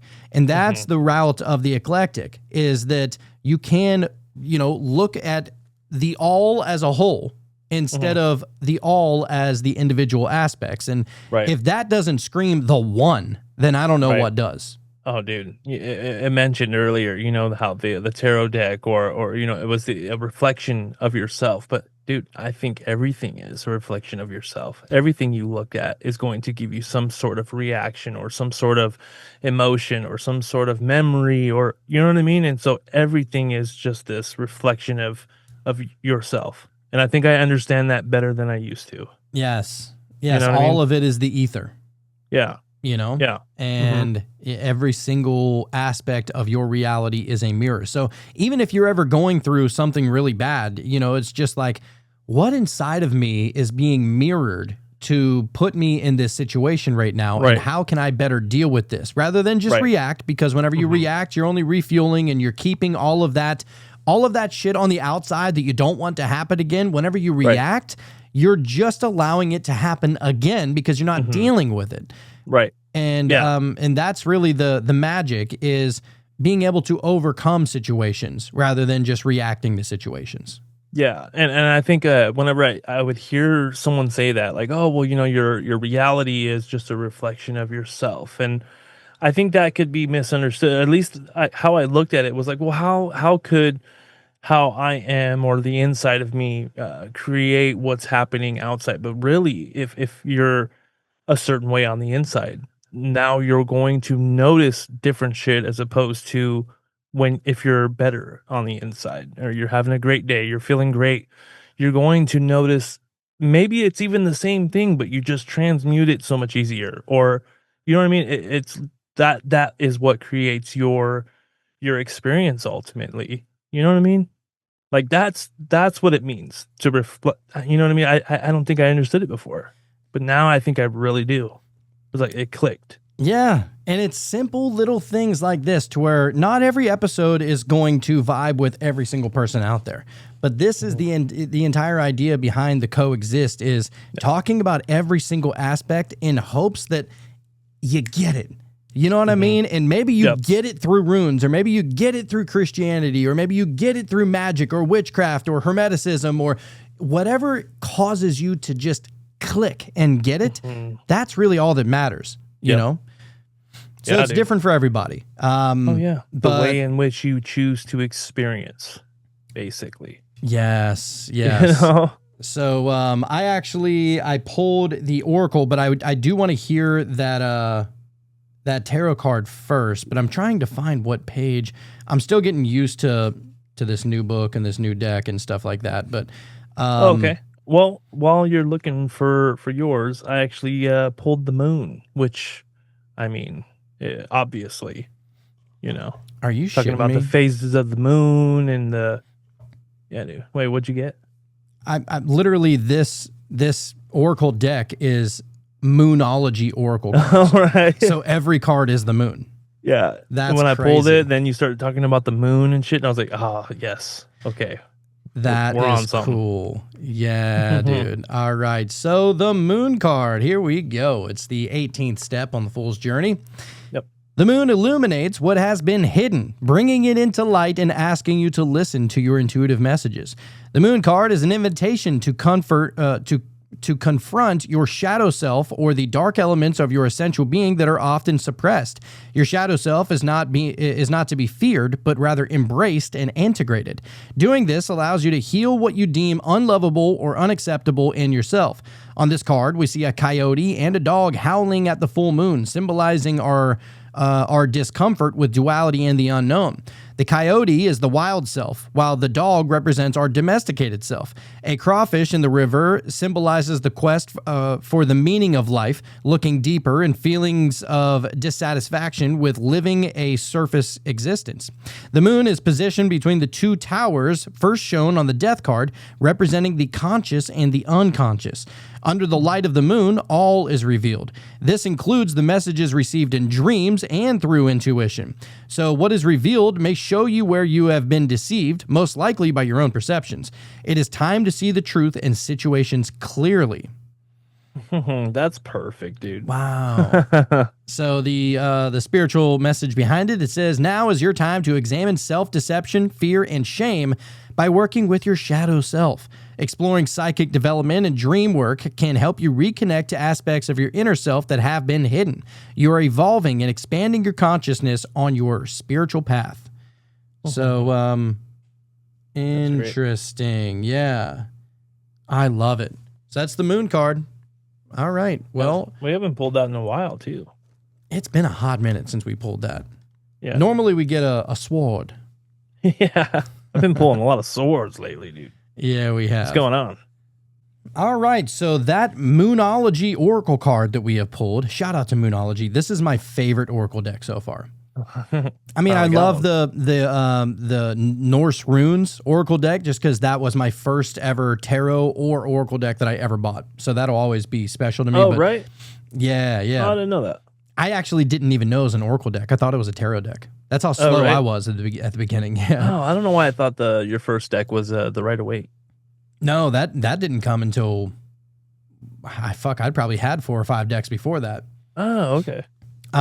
So anyway, the card that we got is called New Moon in Capricorn. So the idea is to step up and lead. The good news is that you know what you want, and on some level, you know how to get it. Step up and know that you're the boss of your own life. A new, more disciplined approach is needed, or a new plan. Strategy is called for. This card reminds you that that ambition isn't a dirty word. Whatever you want to create in your life, there's no such thing as too big of a goal. But break your plans into smaller, achievable pieces. Slow and steady wins the race. Release any blocks to success. There's also like different parts to this, so I'll read it. So this is good for manifesting focus, this card. So this card is especially a good sign for matters related to your professional life, life goals and ambitions, or a work colleague. And there's a manifesting mindset. So think about where you want to be in a year and consciously visualize it. Write a 12-month plan detailing how you're going to get there. The manifestation affirmation from this card is, the harder I work, the luckier I get. So, and it says where to manifest your magic. So the best time to work your magic is when the moon is in Capricorn on Saturday, which is Saturn's day, or during Saturn's hour. So the new moon in Capricorn takes place when the sun and the moon are on the same degree in Capricorn. It knows that that often we come with a plan or leave in defeat. So, yeah. Just want to be able to step up. That was interesting that you pulled the Moon Tarot along with this card. So, yeah, step up and lead. Pretty good, solid choice there. Take control of your own life, which essentially that's the eclectic message. Yeah, dude, and within the message that you just read specifically, as far as look at what you want from a year from now.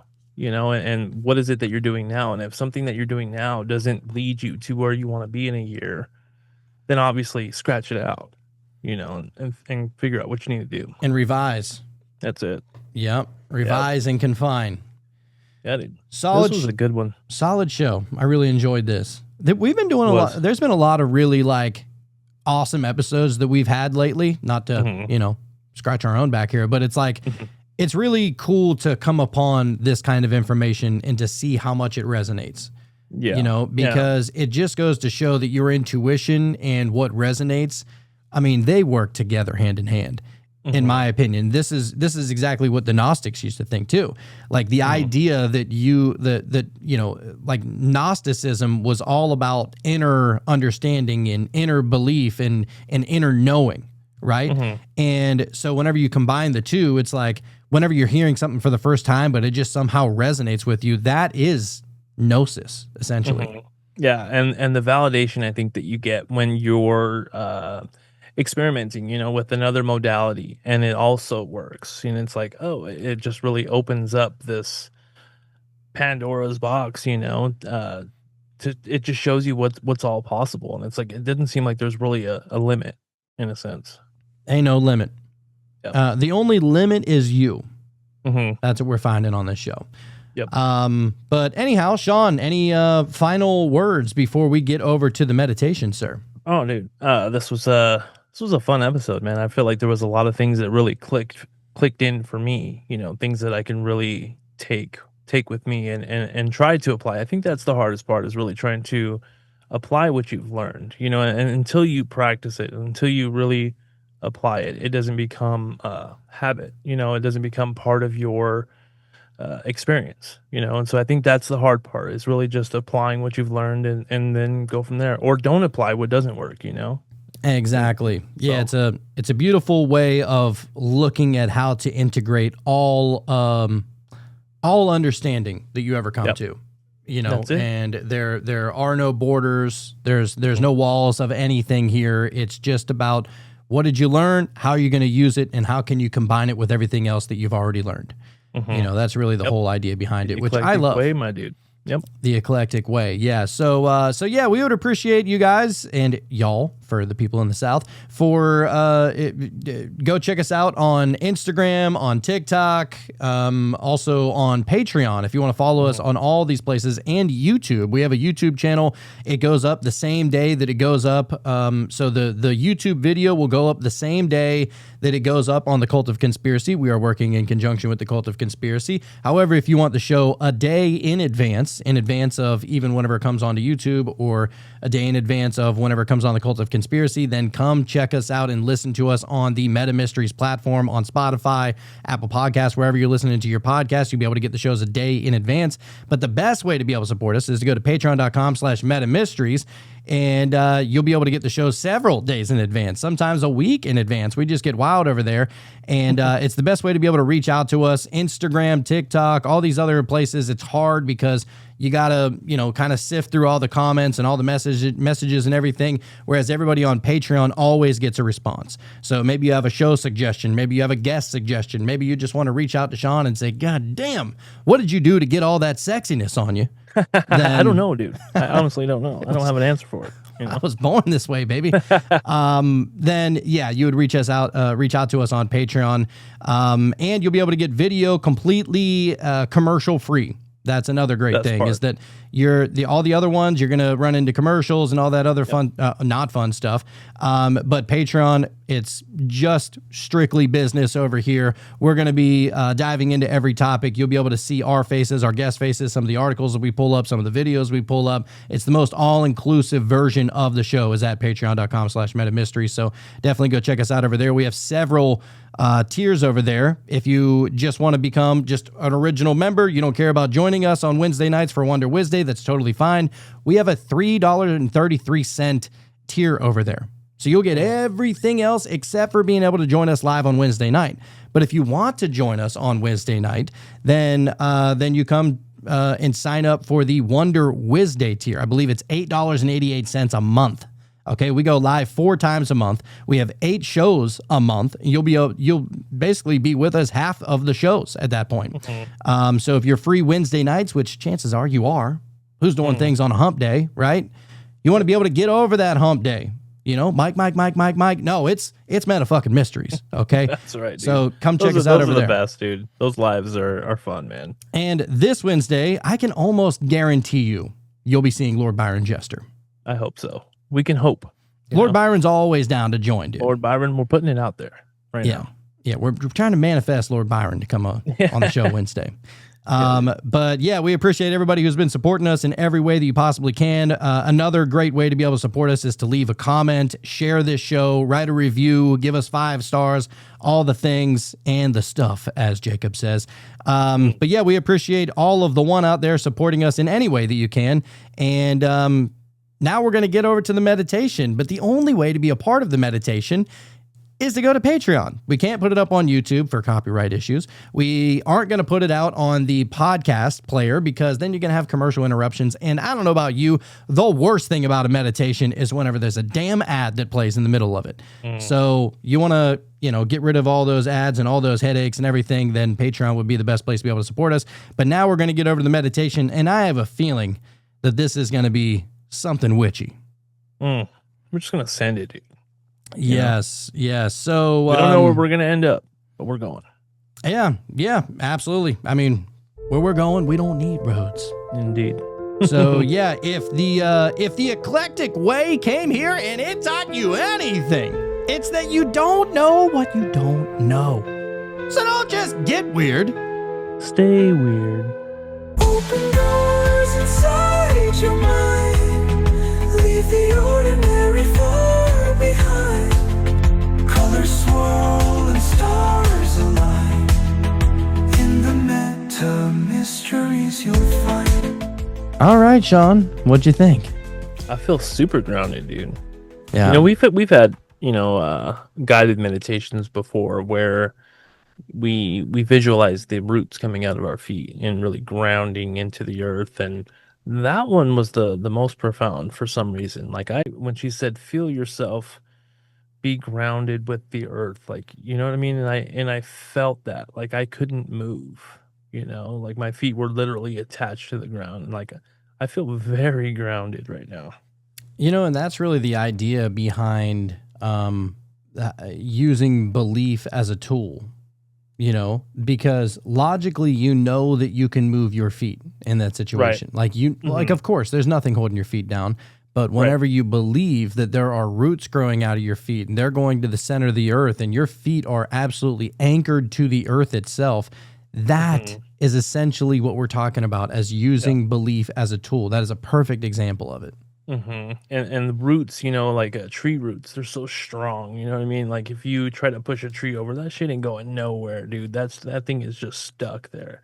And I just accepted that to be. And I imagine that the roots were really thick. You know what I mean? Even if they're coming out of just my feet, you know, they were just like enough roots to hold a big ass tree. You know, and so I definitely wasn't going anywhere. And yeah, dude, I don't know. I just feel. I imagine. I understand rather why you would want to do something like that before, you know, any kind of magic work or manifestation or you know, just for the sole purpose of shifting your awareness to the thing that you want to manifest or to, you know what I mean? Think about like you're not thinking about all those thoughts that were floating around in the beginning of the meditation. Now you're Yeah. just like you're just here now. Yeah, you're honed in on whatever it Right. is you're trying to focus on. Yeah. And I imagine, you know, like if you try to like clean your house for example, you know, and you're worrying about every little thing all at once, and then you become just kind of paralyzed by like, oh, you're overwhelmed by just all of the things that you're thinking you have to do rather than okay, you know what? I'm just gonna pick up the dirty clothes. You know what I mean? And just do that. And Yeah. then once that's done, it's like, okay, now I'm gonna go and do some dusting or whatever. And before you know it, because you only focused on just that one thing at a time, it just made it so simple. So much or not I wouldn't say simple, but it made it easier to visualize being done. You know? Yes. Yes. Yes. It's so important to just focus and not let your mind just run rampant. And, you know, it's centered thought. Yeah, And it seems centered more thought, efficient. well, You know? and centered thought is like one of the main tools of just not only meditation, but you know, centering your thought is one of the main tools for manifestation. Is whenever you become so goal focused that essentially all of reality is trying to show you all of the ways in which this can manifest, and it's showing you the path as long as you have the focus and the awareness of what to look for. You Right. know, like Yeah. I'm of the mind that you know the signs were always there, that it's just now our awareness that's coming in that's seeing the signs. Yep. Mm-hmm. Yep. You And know, that's why your awareness or your internal self reflects your reality. Because now we see a different world than Y- we did 5 years ago. a You know. year ago. Right. Oh, easy. You know. But Yeah, yeah. So what did you whenever you were thinking about, because she was like you know, focus on the reality that you want in the future. Like were you focusing on any It's- one specific thing? It's basically the, you know, like I was saying earlier, the 10 of cups card, dude. That's the card that I was, you know, kind of focusing on, but that's the reality that I want, you know, and surely I feel like I already have that. Like nothing is really missing, you know, Right. but I think things could always be better, especially like internally. You know, you can't expect anybody to change. You change yourself. And so yeah, dude, I just want that 10 of cups card, dude. You know, and just have that harmony and just all my kids are happy, my wife is happy, I'm happy, everybody's just, you know, in the best reality possible. Yeah, and just like kind of put yourself in whatever the opposite of narcissism is. Yeah. You Yeah. know? Like a Yep. narcissist looks at reality in a way that it's always right and everybody else is always wrong. Whereas if you're doing the opposite of that, in essence, you know, you're kind of like, all right, well, I might not always be right, but I don't necessarily need to change everybody. Right. It's going inward and finding that like you're wrong sometimes too. And Right. why did you react that kind of way? And that's really, dude, and this is how I honestly look at it. Narcissists are the least evolved people on the planet. Mm. If you really think about it, like it is the so far opposite of the spiritual path that it is, there's narcissism and then there's enlightenment. Like that's probably the exact perfect opposites, right? Yep. But you know, the goal is that you want to, you know, like it's like the old adage of change yourself, change the world. Right. Because you literally are changing the world.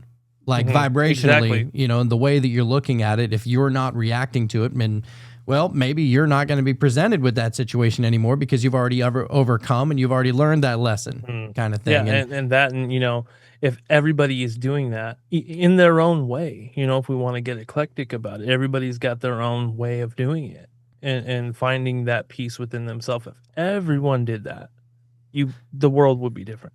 Oh, dude, and everybody's a little eclectic if you really think about it. Like, you'll have your religious people who are also like, what's the word? Superstitious.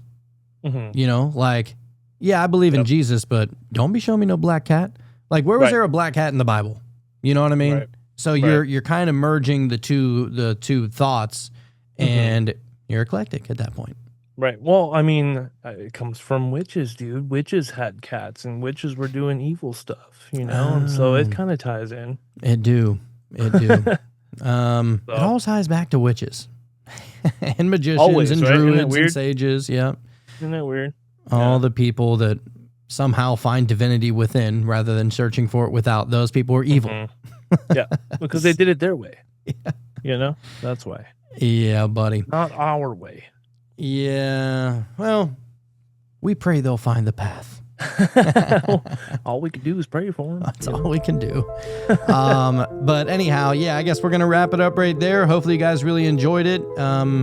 And we'll see you Wednesday night if you're part of Wonder Wednesday on Patreon. We love you and see you on the flip side. Bye, guys. Voices drift on winds untamed. Words like spells that can't be named. Close your eyes.